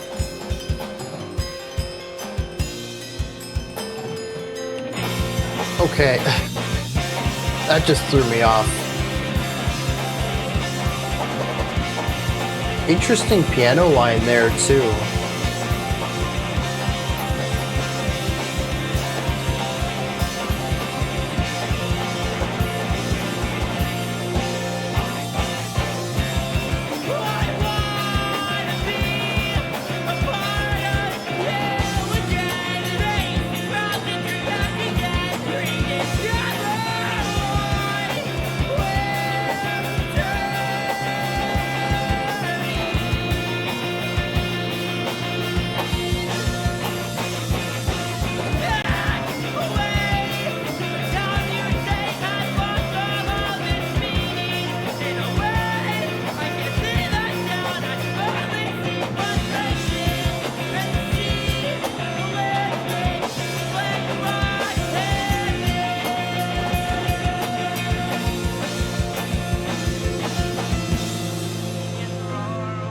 Oh, we just bottomed out. I was going to comment about how positive and hopeful this track feels.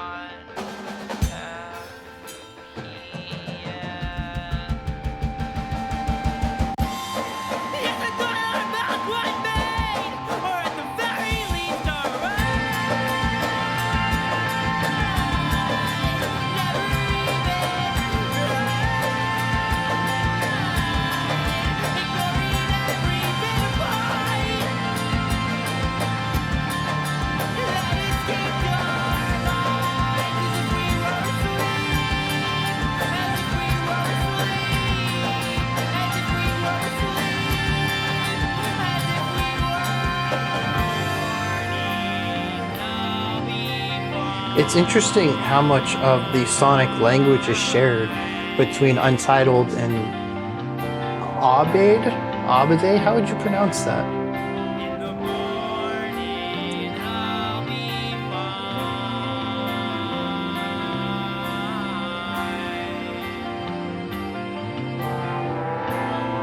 Ooh, I like the brass coming in there. In the morning I'll be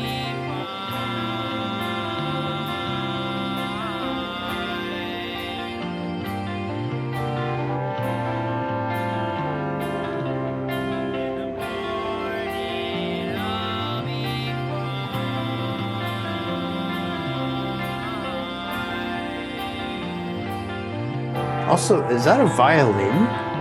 Have we had a violin at all this album? It's definitely a bowed instrument, but I suppose it could be the keyboard too.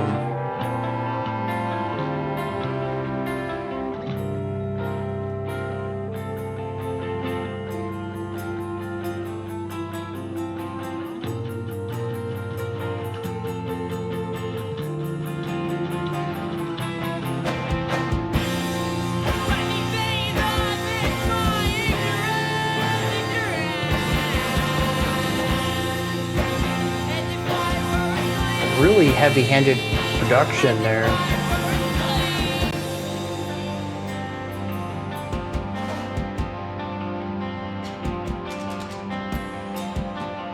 Very fun percussion. I can get behind this. This is my resignation from the SCNE. Hating MTV is getting old. I said no once, got stabbed in the back. Well, they said relax. In Sweden they got it right, I guess. But where does that leave me? Always leaving, never staying. Think my feet are still intact. So many individual ideas, like a baton passing. We had the bass and then the guitar. I don't remember what was before the bass. Guitar or synth over here. We just have this guitar lick and the drums. Just one instrument taking their turn, taking their time.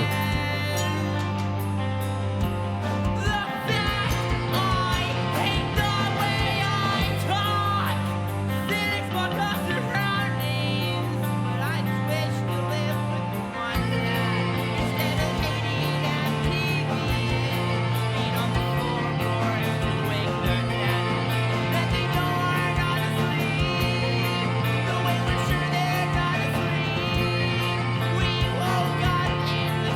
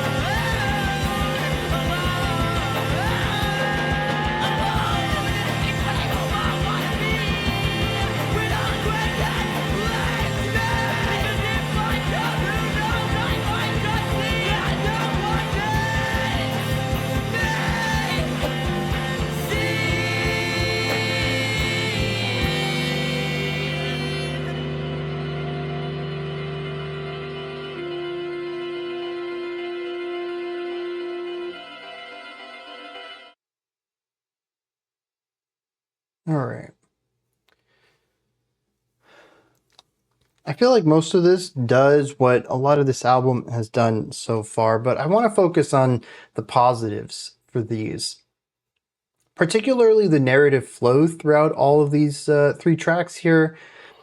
What is this?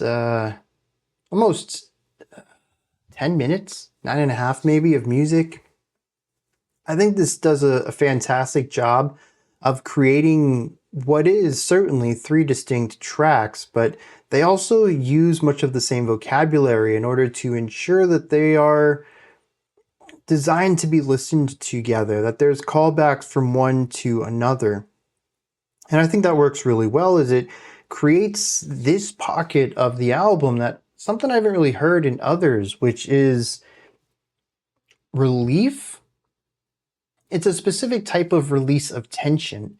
This album as a whole has been playing around with that to varying degrees. I find most of this album to be rather tense because of the dissonance, but I think as I'm beginning to adjust to it a little more, that there is a general tension and release cycle through the implied chord progressions. Maybe not necessarily what's being played because of intonation elements, but I think individual instruments in particular are creating this push and pull element, that these songs are supposed to be highs and lows, despite my reaction to them pretty much consistently being a high as far as tension and anxiety go. But I think what's interesting is that in this 9-minute pocket, there is a very clear push and pull. There is a relief, a feeling of joy, positivity, something to diminish the negative components of the music. And it often comes in a washing over oneself feeling, a sound starting from one point and crashing over to the other while having objectively beautiful and calming chords being played, and in particular, for whatever reason, frequently on bells, some sort of glockenspiels on this, on 2 of the tracks at least. We also have a rising feeling rather than washing from a horizontal direction, a vertical one coming up from the bottom, starting off a bit quieter and crashing over the listener with rising volume. I think the guitar was the one that did this as we sort of faded into the guitar chord before it really lands on a release of that chord into something a bit more stable. These came at peaks of the track when things really felt like they couldn't reach any more tension, any more height of anxiety and stress. And then this moment would come over and wash all of that away, and we'd sort of bottom the song out and focus on something a bit more muted, calming. Although I don't know if calming is necessarily the right word, because harmonically we still tended to work with unstable chords, creating tension harmonically, but I think that the general idea behind it was to create a feeling of rest. Although, the more I think about this, I wonder, is this feeling of rest that, like I said, to me it's not really restful. There's still tension and anxiety to it, but it isn't the peak we were at. All the sounds are gone, but harmonically we're still tense. This album is about someone who just can't catch a break. Every element of their life is filled with tension. Even moments of joy can quickly spiral into negativity. I wonder then if the music isn't inspired by that. That even in the most calmest sections of the album, it is still tense. It is still gritty, it is still uncomfortable at the very least, and maybe even slightly anxious beyond that. Maybe this is exactly how the narrator of this album feels. Never ever really getting true release from tension and anxiety and negativity, that if their mind has a free moment, it will venture into the past, for bittersweet memories, or into the future for, a moment of joy that will never come, only to return back to the present and berate itself for wondering about the future at all. There's very little pure joy in this album, and I think that lines up with the narrator's experience and what they talk about in their songs.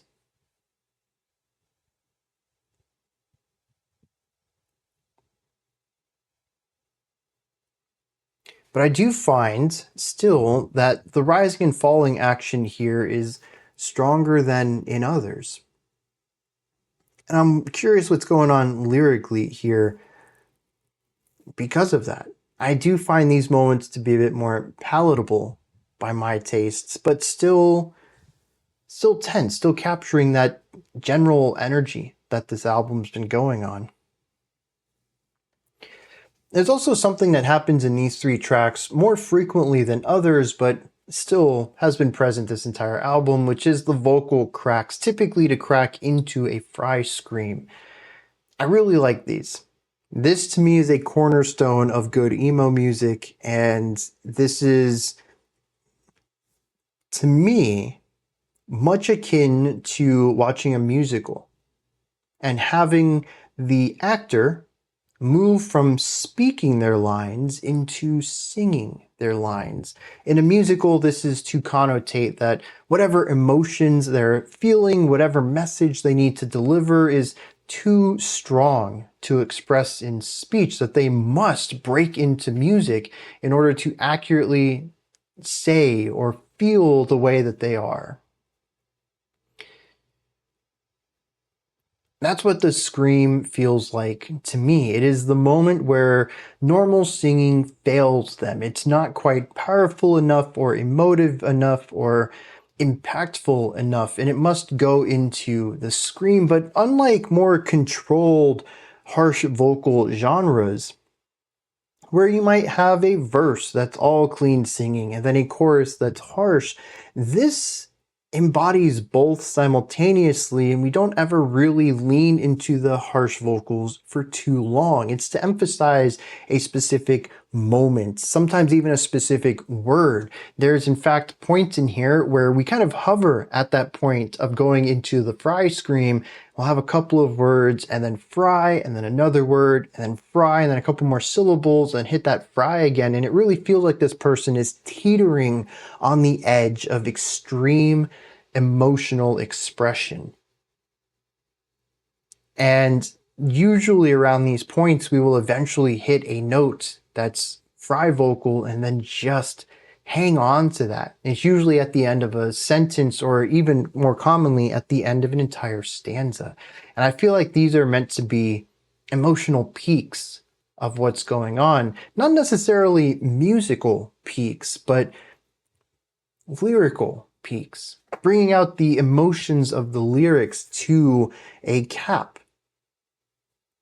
And I click with this almost every time it happens. And I think it works so well. And I think that in particular, his style of fry scream works really well for this. It sounds untrained. It honestly sounds a little imperfect. I don't even know if it's a safe technique being used here. I hope it is, but on the flip side, it's used so infrequently that maybe it doesn't matter in the long run. But I do find that it is incredibly emotive here, simply because it isn't as wide as it could be, or as other bands would use fry screams, particularly if you look at like metalcore or post-hardcore, where fry screams are pretty common. And there's definitely a large width to the fry screams in those genres. This is more narrow, it's more thin. There is compression to it, there is grit, but it's not commanding, it's not overpowering, and honestly, the drums sometimes even cover them up. They're not even the loudest part when they're present. It's simply the vocals changing form to reach a new emotional height, more so to evoke any sort of strength or presence. And I think that really sells it for me because it makes it sound, one, more raw, which works really well with the overall aesthetic of it all, but it also feels very unplanned. There's generally no cadence or rhythmic flow or any way to anticipate when the vocalist will move into that. It just sort of happens sometimes, which makes it feel accidental, as if the vocalist were really caught up in the passion of these words and just slipped into a fry scream for a single syllable. That syllable, really, they wanted to put some emphasis on it, and they went to give it more grit, and they slipped into a full fry scream instead. And like I said, it sells all of it. It feels so authentic, so passionate, so real.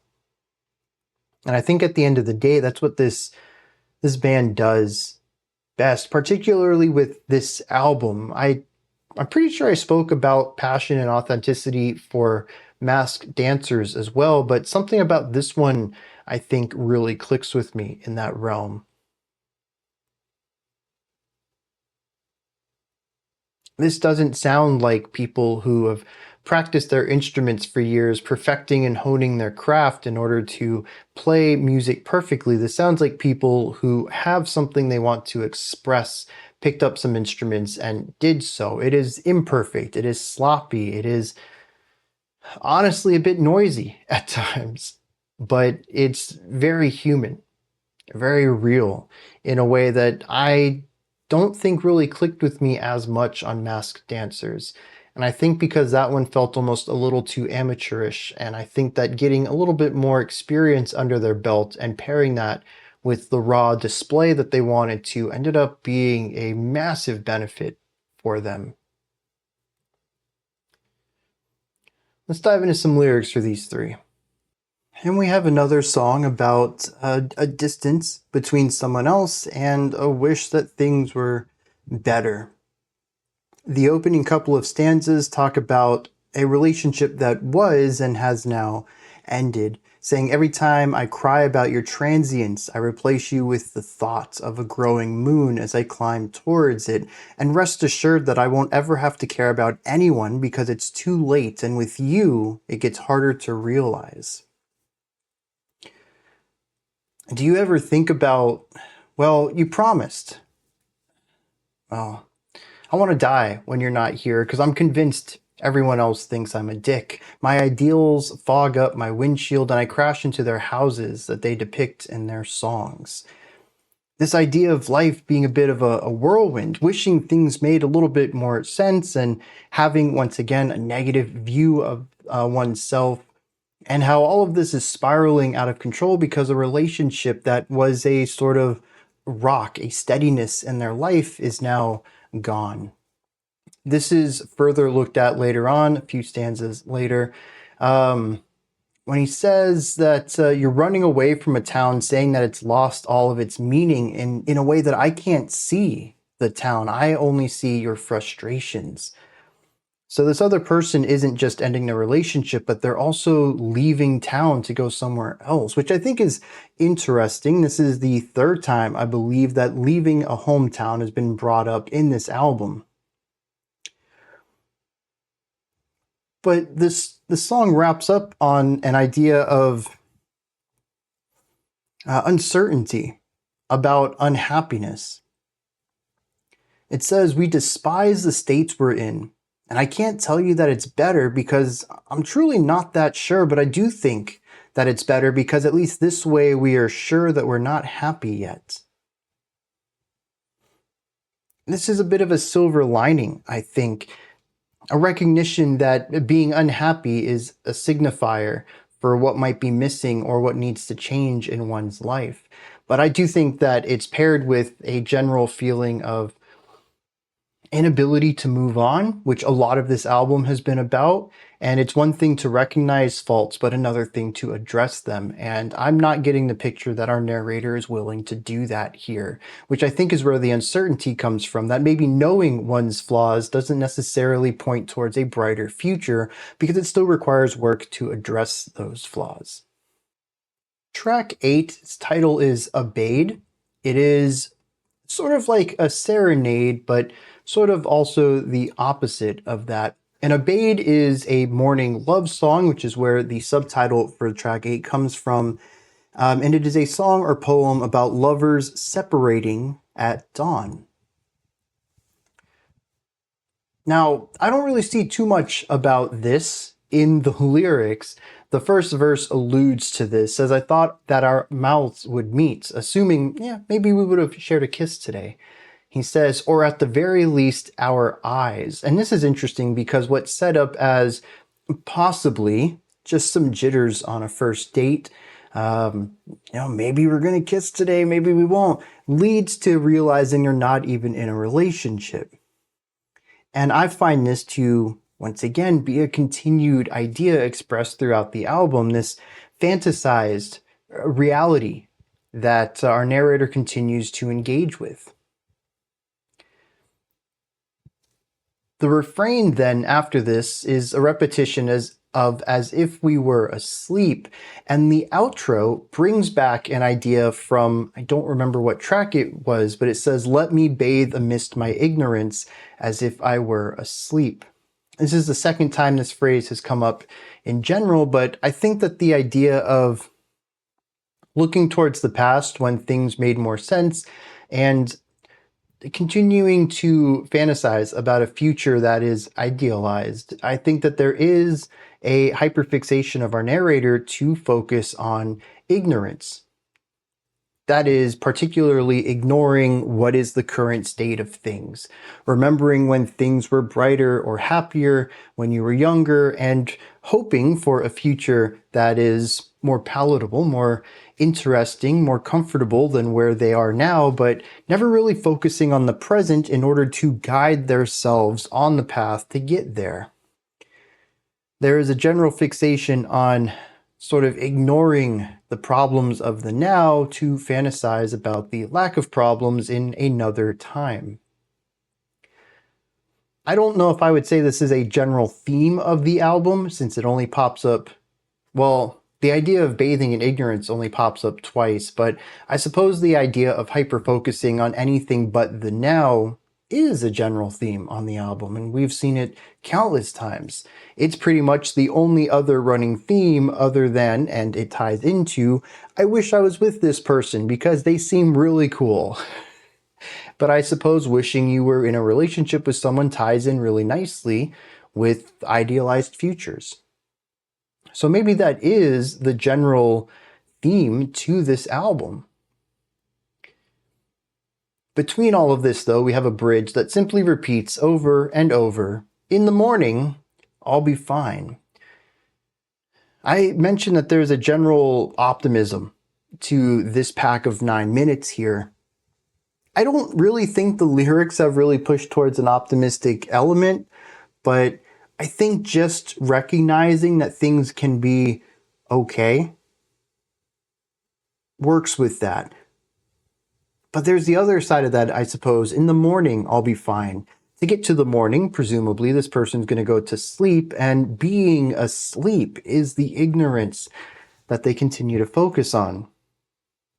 As the phrase continues to go, let me bathe in my ignorance as if I were asleep. So the morning would be the time after ignoring things. I don't necessarily think that paints itself in a positive direction either.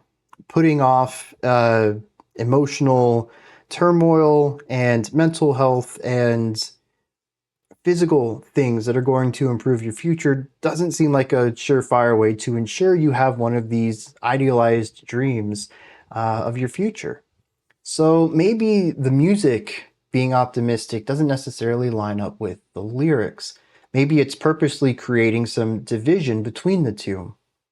Or maybe, as I've frequently said on the album, the music's just kind of doing its own thing. I don't really understand what the music's doing, and honestly, even those brighter, more optimistic sections are kind of peppered in against noise and sound and layers.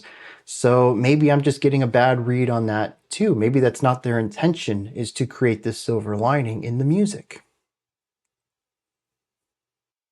This is a rare lyrical theming shift. We're moving away from general feelings of sadness, loneliness, and I don't know, angst towards a supposed future. And finally, we're paying attention to the now.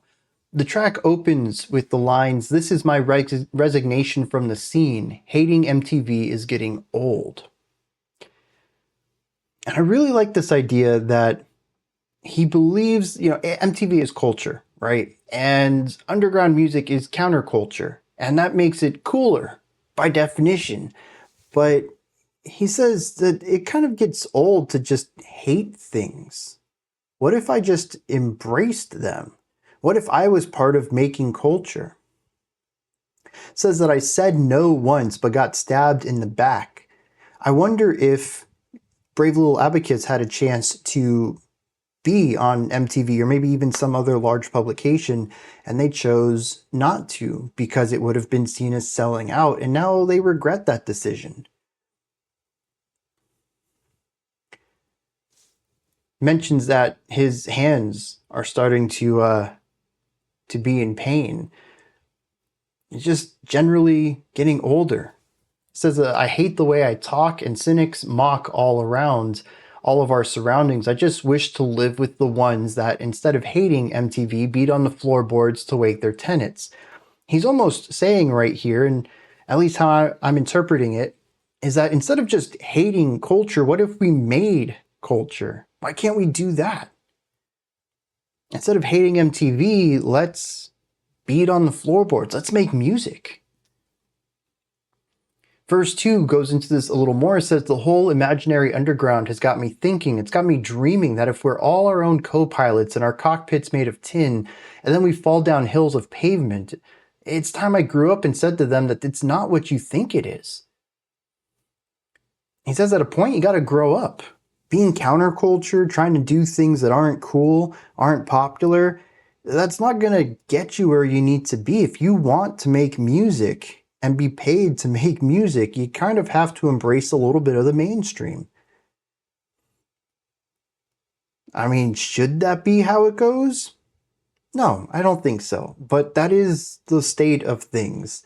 You can either die in obscurity and have your records never make you money, and you can put the blood, sweat, and tears in and make what you really want, but then end up working a typical 9-to-5 and maybe having to bow out of the music entirely. Or you can compromise a little bit, try to get a record label, and then end up going on MTV, doing tours with the big labels, Is it the music you would have wanted to make 100%? Maybe not, but that would be your job. You'd be able to have music as a career. And I think there's certainly a point somewhere in late adolescence, early adulthood, where your priorities start to shift a little bit. You can be counterculture while you have a safety net. But after you move into your 20s, late 20s, early 30s, and you got to start providing for yourself, yeah, music might not cut it at that point anymore unless you're a big popular name. And, times changed a little bit. This came out in 2020. Okay, so that's kind of the height of the bedroom producer stuff.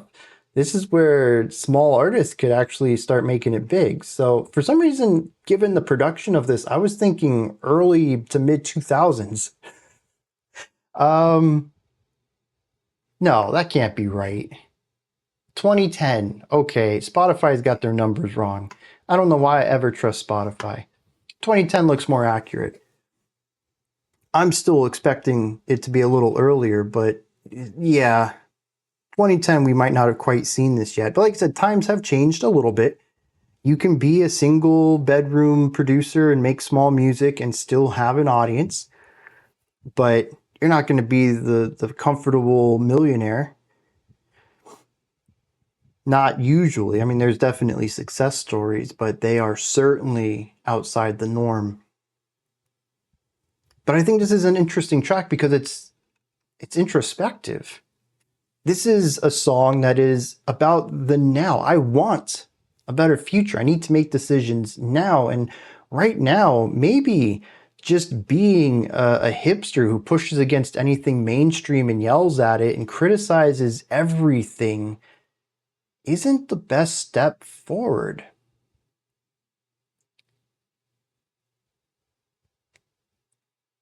And I like that. That's a message that I think definitely needs to be heard, even if the other part of it, which is compromise a little, be mainstream if you want to make it big, maybe that's not always the best advice. Being 100% authentic is what got Brave Little Abacus their audience, at least how I interpret things. But the idea of deciding not to hate on things just because it's popular, I can absolutely get behind. To me, that is an element of maturity. And it's kind of a shame that in the music sphere, we see very little of that. So, I mean, that's the whole thing behind the tagline of this channel. Be critical, not cynical. We don't need to hate on things, even if we don't like it, even if it's popular. So, yeah, I kind of dig that. All right, we have 2 more chunks here. One is going to be about 6 minutes, and then our final track is only 2 minutes long. We are right about on the cusp of wrapping this up. Let's check out what this penultimate group is going on about with the track Allston, Massachusetts, December 2009 to January 2010. What? I don't know. Let's kick it.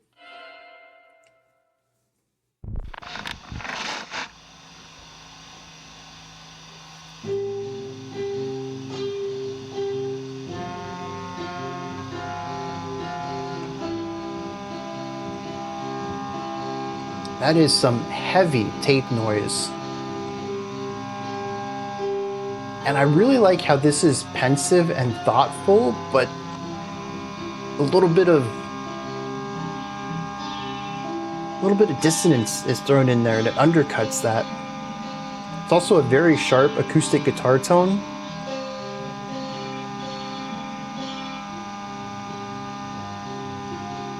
Oh, that's just droning. Okay, cool.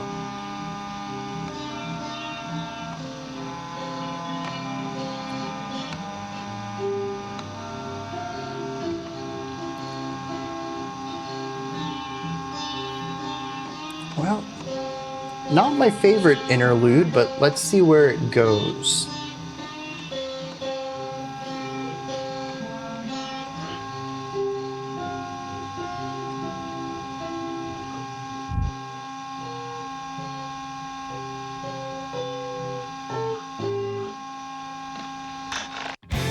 Oh, it doesn't.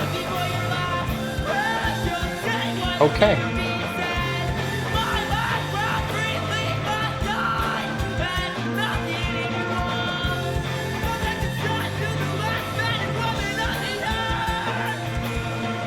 Interesting combination of textures here, particularly with the synth.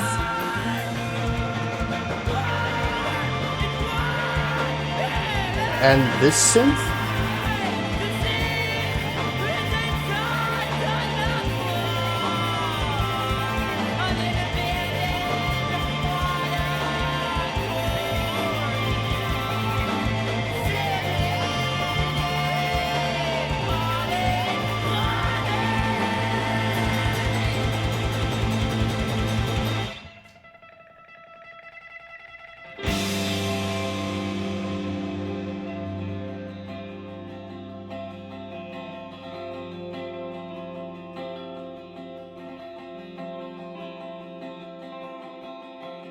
Shut and swallow is what the kid meant when he complained about all of it. The ease of an important procedure and how everyone everywhere was always, mostly often, laying down on him, meaning crushing, killing him. But I want none of it. This is not universal. Kid is not he who abandoned that auditorium, and no, I do not want to become him anymore. But yes, I do want him to become what I believe he once was, my best friend, and stop that, he still is. I don't really think about it that way. No, I don't really ever think about it that way. Is your brain big enough to get your feelings hurt?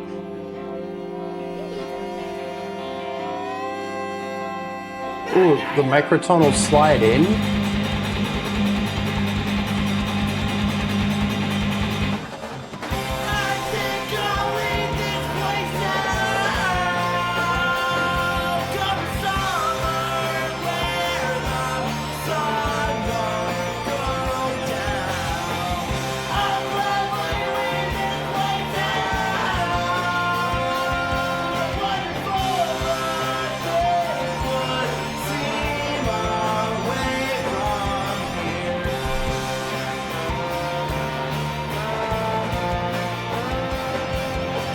either I'm getting it, or these songs in the back of the album are quite a bit more coherent than those at the beginning.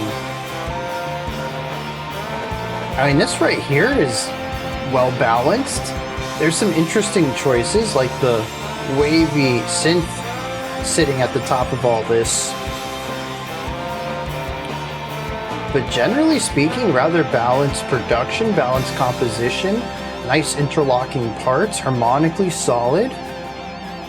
It's still a bit raw and indie, but not chaotic and disjointed.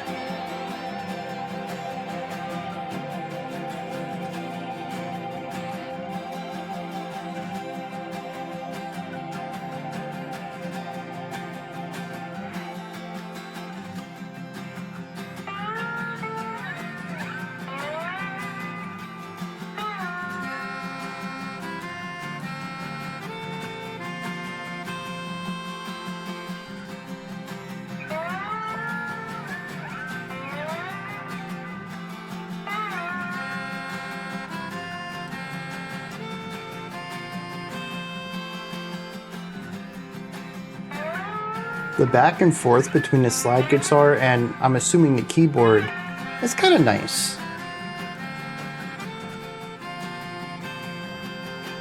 You hate everyone. To you, everyone's either a moron or a creep or a poser.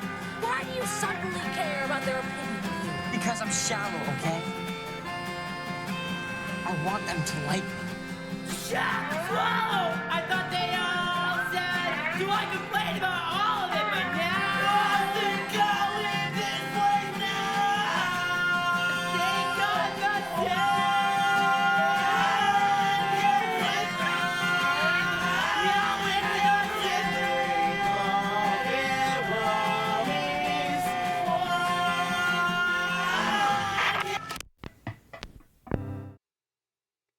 I was gonna let that one roll over because I thought it went into it, but there's a hard stop there. I do want to talk a little bit about this.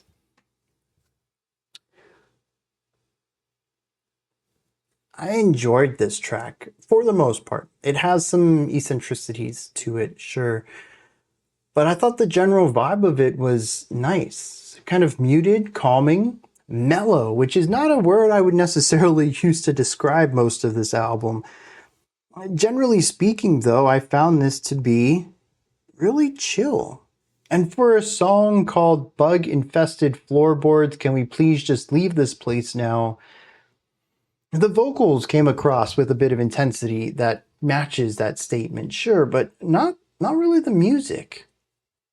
There's some more intense areas, a bit more clashing sounds towards the beginning, but generally, this song has interlocking ideas that we don't see too often on the album. Compositionally, there's space for everything. Instruments locking in between where other instruments are playing, creating these groovy sections to the track as far as rhythm is concerned. Specifically, harmonically, everything's kind of leaning into this one sound. We don't have instruments clashing with tonality or intonation or chords or where we are in a chord. It's really nice and balanced. Production wise, none of the instruments really overshadows any of the other. Could it be a bit more clear? Yeah, 100%. Like I mentioned, it's still rather raw. I would not call this high fidelity production, but given what is composed here, if I wanted to, I could turn this into something that I might describe as ear candy. The composition is solid. The tones themselves sound great. It's not produced in a way to push in that hyper perfected idea or soundscape. It is presented a bit more raw and compressed and gritty and indie. And that's certainly their sound. But what I'm saying here is that the composition and the instrument choice is solid here for a more mainstream sound that we just haven't heard too much on this album. Even when we bring in some of the sharper tones, there's an acoustic guitar in here that kind of cuts through in a way. The slide guitar is a bit loud and abrasive. There's definitely a softening of sound that can be done, not necessarily on the whole of the song, but for each individual instrumentation, some small EQ tweaks could make this entire album a little more palatable. But generally speaking, it's smooth, it's calming, it's mellow, and when we got to the end there, the call and response was awesome because it introduced an element of conversation. We don't have a bunch of instruments yelling over each other. We have two instruments talking to each other, patiently waiting for one instrument to finish their sentence before the other one begins, and there's usually a good bit of space between them too. I really like this. I don't know if the lyrics are going to push in this direction at all, and honestly, for a thematic direction, I'd love to see it, but I'm not expecting it. Although the introspection of track 9 might lean towards something like this too, which I think would be pretty cool, but I don't think it necessarily lines up with the title of the track, so we'll have to see what goes on there. But even given how long the section is in, I guess what we would consider the bridge, after the screamed part or the louder section, there's this long instrumental bit before we get to the outro. And I found that to be rather nice. In fact, much like, was it track 5's ending that was just sort of a mellow wrap up to the song? I kind of find it works here too, a bit more of a static, one-dimensional idea that normally would kind of be a bit slow for me, ends up working really well by contrast, gives me a moment to pause and think about things myself.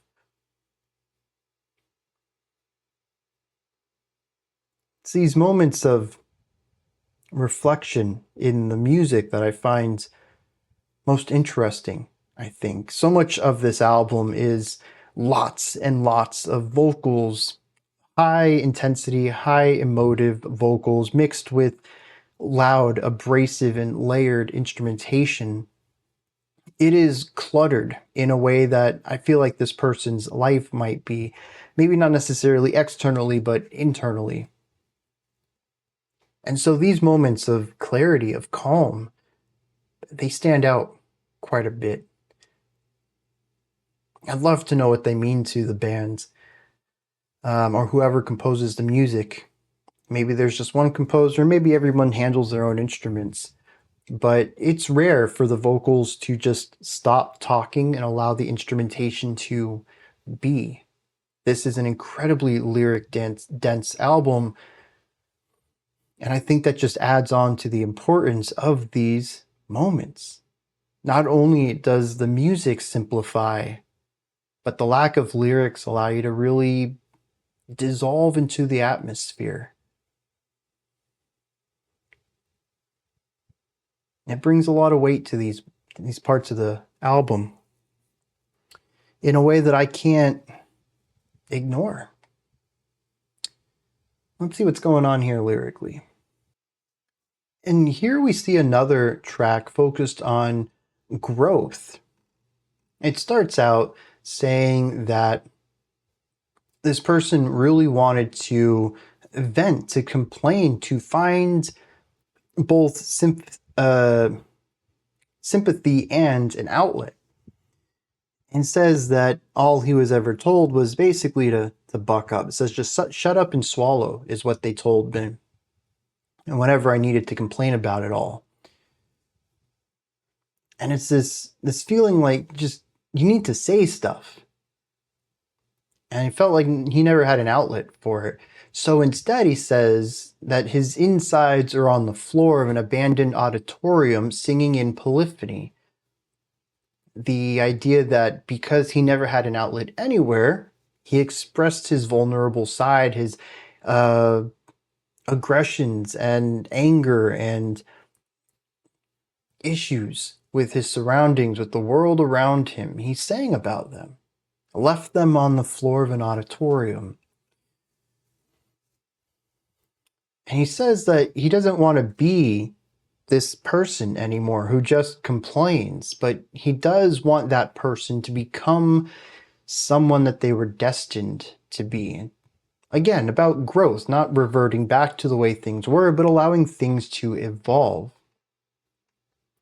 Says, I think I'll leave this place now. I'll gladly leave this place now. Wonderful the days would seem away from here. This is interesting because a lot of this album has focused on not leaving here, wherever here may be, whether that's a physical location or a mental place. It is about the safety and comfort of the familiar. A lot of this album has been about, I didn't take the opportunity or the chance to do this because it wasn't safe. I didn't feel comfortable taking a chance, whether that was a relationship chance or a career opportunity or whatever. It was safer just to be a kid, be younger, and stay here, wherever here was. I think this is an interesting way to wrap this album up because it says, I'm ready to go somewhere. But it ends with the phrase, so I complained about all of it, but now I think I'll leave this place. I think I'm the same. Now we're the same. And I wonder if this is about continuing to grow up alongside something else. Maybe it could be growing up alongside the inner child. Maybe it could be growing up alongside a friend or a partner. Finally being on the same page with something else or someone else, which has been another element in this album that's been rather consistent, is just two people not being on the same page with each other. Dang, I don't remember what track it was. But the one about, they said, you know, you saw this town as a dead end with nothing here, and I don't see the town that way. You wanted to leave because things weren't going the way that you thought they were. Not being on the same page with someone. I talked about early on in the track how there was always two of me and one of you, or one of me and two of them. Just, again, not being on the same page with things. And here, wrapping this track up, saying, I think we're now the same. To finally be on a parallel path with someone else. That's powerful, man. I like a lot of this track here. I think it's good to see the growth. This is the penultimate track, though, and we do have growth in the character. Again, I don't know if this is a concept album per se, where this is all a linear journey, but there definitely are themes explored here. But with that just being the penultimate, we still have 2 minutes ahead of us. How are we going to wrap this up and bring it to, hopefully, a satisfying conclusion? Let's dive into Orange, Blue with Stripes.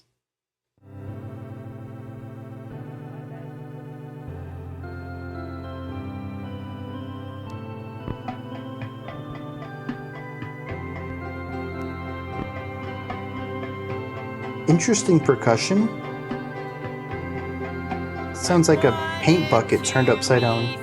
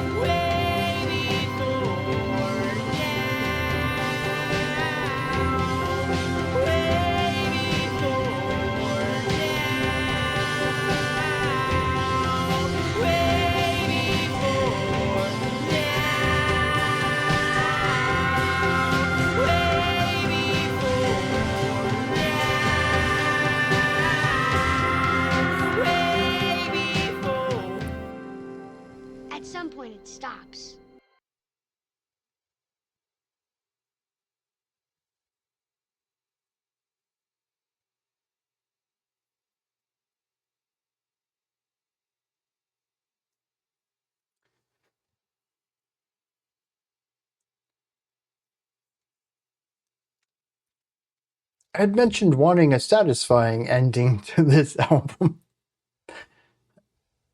I'm going to give him the benefit of the doubt before I've dug into any lyrics and assume it's artistically satisfying, but musically it is not. I think having Floorboards being the climax of the album works rather well, and that allows this more muted, simplified composition to work as a final 2 minutes, but the song just abruptly cutting out and then saying it stops. We didn't even get to finish the chord progression. To say that it is, what's the word I'm looking for? There's no resolution to it. Anticlimactic. That's the word. That would be an understatement, actually. I need some sort of hyperbolic statement to describe how let down I am by the ending. But again, maybe there's some really strong artistic vibes going on here. Musically, though, it's pretty straightforward. We have 2 chords. We have a guitar playing the chords. There's somebody with a paint bucket hitting it in the background, and some vocals over top of that. It's a fine song. I think a track like this could really do with a little bit of tightening up of ideas, but you know, that's kind of true for all the tracks on this album too. There's definitely something I would prefer with this album being a little more higher fidelity production and tighter intonation on instruments and better balance. So maybe this song doesn't actually stand out in that regard as much. Yeah, let's hit some lyrics. I don't know that I have much else to add to this. It's a track. It did get noisier at the end, though. Started to just escalate with these cymbal sounds coming in on the outskirts. And honestly, they were starting to reach a point of being annoying, which is more of a production thing than a composition thing. There's a lot of high-end EQ going on those, and it's really elevating the less desirable frequencies on those cymbals. And I think honestly that's what a lot of this album comes down to, actually. When I talked about tightening up the production on the individual instruments more than the album as a whole, this is what I'm talking about. So when it comes to instrument, pretty much any instrument out there, there's going to be some frequencies that are positive and not just sound better when mixed together, but are actually going to resonate even on their own a little bit better to the human ear. Actually, one of the cool things I learned when I started getting into production in the last couple of years is isolating specific bands in a sound and being able to hear what they're specifically adding to the overall coloring of an instrument. And it's kind of wild to find some bands that are just muddy or sharp. They just sound bad or even sound painful a little bit. And a lot of EQing is boosting a little bit the areas that sound good and massively reducing the areas that sound bad. And I honestly think that this album sounds the way it does because it allows so much of the negative or less palatable frequencies to exist across the board. There is certainly production done on every instrument here. I'm sure there's EQing done on them too, but it's more of a rougher style of EQ that instead of hyper focusing on the positives, aiming for a more perfect version of the sound of an instrument, it allows it to be more natural. It allows it to sound more as it would if there were no microphones at all, just someone playing the instrument and singing alongside it. And so you're going to get all of the complexities of these timbres, all of the colorings of these instruments, rather than just highlighting the ones that are most palatable to listen to together. And I think that's one of the biggest hurdles in a lot of indie music is because the instruments don't really pop like they do in more highly processed music. And I include metal in that. A lot about crafting a guitar tone, especially once you start distorting tone, is removing the overtones and the tones that are too sharp, too noisy, too muddy in order to raise or hone a specific sound on your guitar. So even your more mid-fi, and I'd even say lo-fi metal bands are still employing high fidelity production on the individual instruments as far as crafting a perfect tone for their instrument. And we just don't see that in a case like this. And I think that's really the biggest hurdle here, aside from the intonation elements as far as the mainstream audience is going to go, is that the general sound of this is kind of flat at times. Not tonality flat, but it's just not as engaging. Or maybe I suppose another way is that there's a lot of imperfections here that some people are going to have an easier time overlooking or even enjoying, where a more mainstream audience has had their ear trained to want something that pops a little bit more, something where the instruments have been tuned a little bit stronger and more perfect as far as EQing goes. And I think this final song really leans into that. And it's going to be one of those things that you just need to train your ear for. And something I've said in the past many times is that every genre is an acquired taste, even pop music.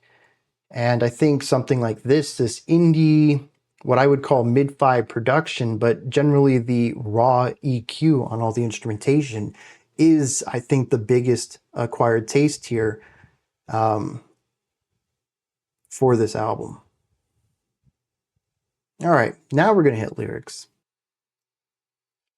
There's not a lot to dig into here, and honestly, half of it comes from another track. The opening says, I want it to be selfishly how I want it. One human, read my cue tears, cue the following dance around it.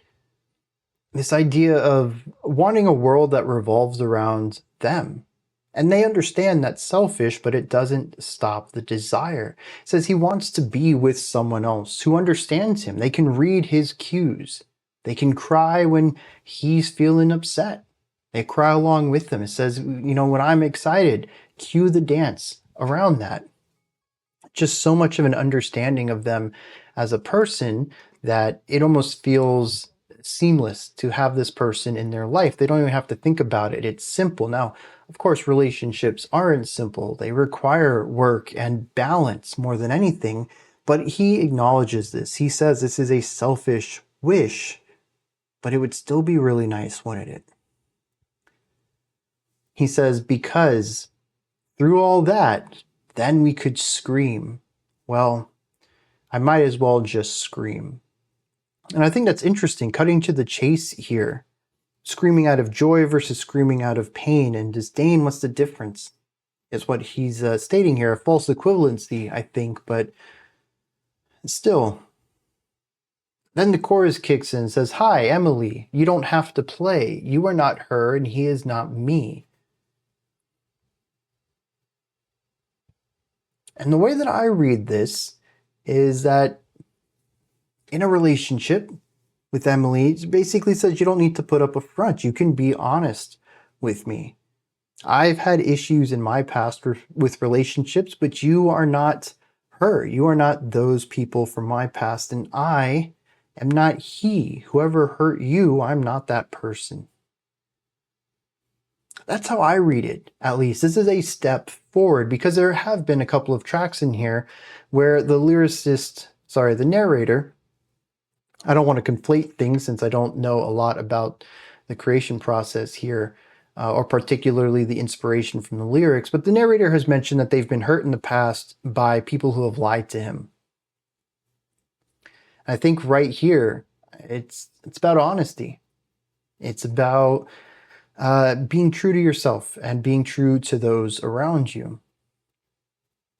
But the Genius annotation, which at least 16 people have thumbed up, which I think is pretty big. that's a lot of agreeance for a smaller group like this. Anyways, they read it as that these people are not compatible, that they are not who they need to be, that the her and the he are imaginary others who are a perfect match for Emily and our narrator, that they don't have to play together because there are better matches out there. You are not her, you are not the person I need, and I am not he, the person you need. I think that's an interesting read on that. And I think it does line up a little bit more with the opening verse, talking about him wanting someone who is a perfect match for his needs. It also continues along the rather negative outlook on relationships that the album's gone through, but I was kind of hoping for a little bit of a positive twist there, so maybe that was informing how I read that. The bridge, though, brings back a line from much earlier in the album. It says, "What I said about Christmas trees made me believe there were two of me, and one of them would have said Hannah way before now." The way before now is repeated over and over and over and over until it is abruptly stopped with another sample says at some point it stops. And I still don't know what this means. Does not make any sense to me other than I don't know. We have returned back to a symmetry, though. Bug-Infested Floorboards was about parallels, about finally finding an equal, and here once again there are two of me, and one of them did something the other did not. We have this 2 versus 1 idea that's been rather concurrent. I think out of the 12 tracks it's shown up in 4, which honestly isn't a lot, but it's such a niche idea that showing up in just 4 tracks is still a major coincidence, but I have no idea what it means. So I'm a bit lost on this one. I guess this is going to wrap this up then. These are my thoughts on Brave Little Abacus's Pile. No, that's the name of the track. Just got back from the Discomfort. We're all right. What did you think of this track, album, whatever this is? Did you enjoy it? Is there anything that stood out to you? Is there anything you would like to add on to what I said or correct me on if I misspoke about something? Do you have your own interpretation of things, your own perspective or opinion on this album? Let me know. Please put all that and anything else you'd like to add into the comment section below. Above that, in the description box, you'll find a link to Linktree. Takes you here. You can find links to my music, ways to support the channel, a link to the Discord server, and so much more. Above that, if you could, like, subscribe, and ring the bell. I greatly appreciate all 3 of those. That wraps it up for today. I'll be back tomorrow, though, 5 p.m. Eastern. No, tomorrow's the live stream. I do that every Saturday. I'll be back tomorrow, 11 a.m. Eastern Standard Time, 4 p.m. UTC. We're going to do a live stream. It's about 2 hours long. We just chill, chit-chat about all sorts of stuff, usually music related, but not always. We listen to, I think we have 12 songs queued up for the stream. It is a blast. It's really chill and laid back. If you can make it, I highly suggest you do. Twitch.tv/criticalcomposer. Otherwise, I'll be back on Monday, same time as usual, 5 p.m. Eastern Standard Time. We'll kick it off with next week's theme. Until next time, remember to be critical, not cynical, of the music you listen to, and have a fantastic morning, afternoon, or evening, whenever you choose to watch my videos.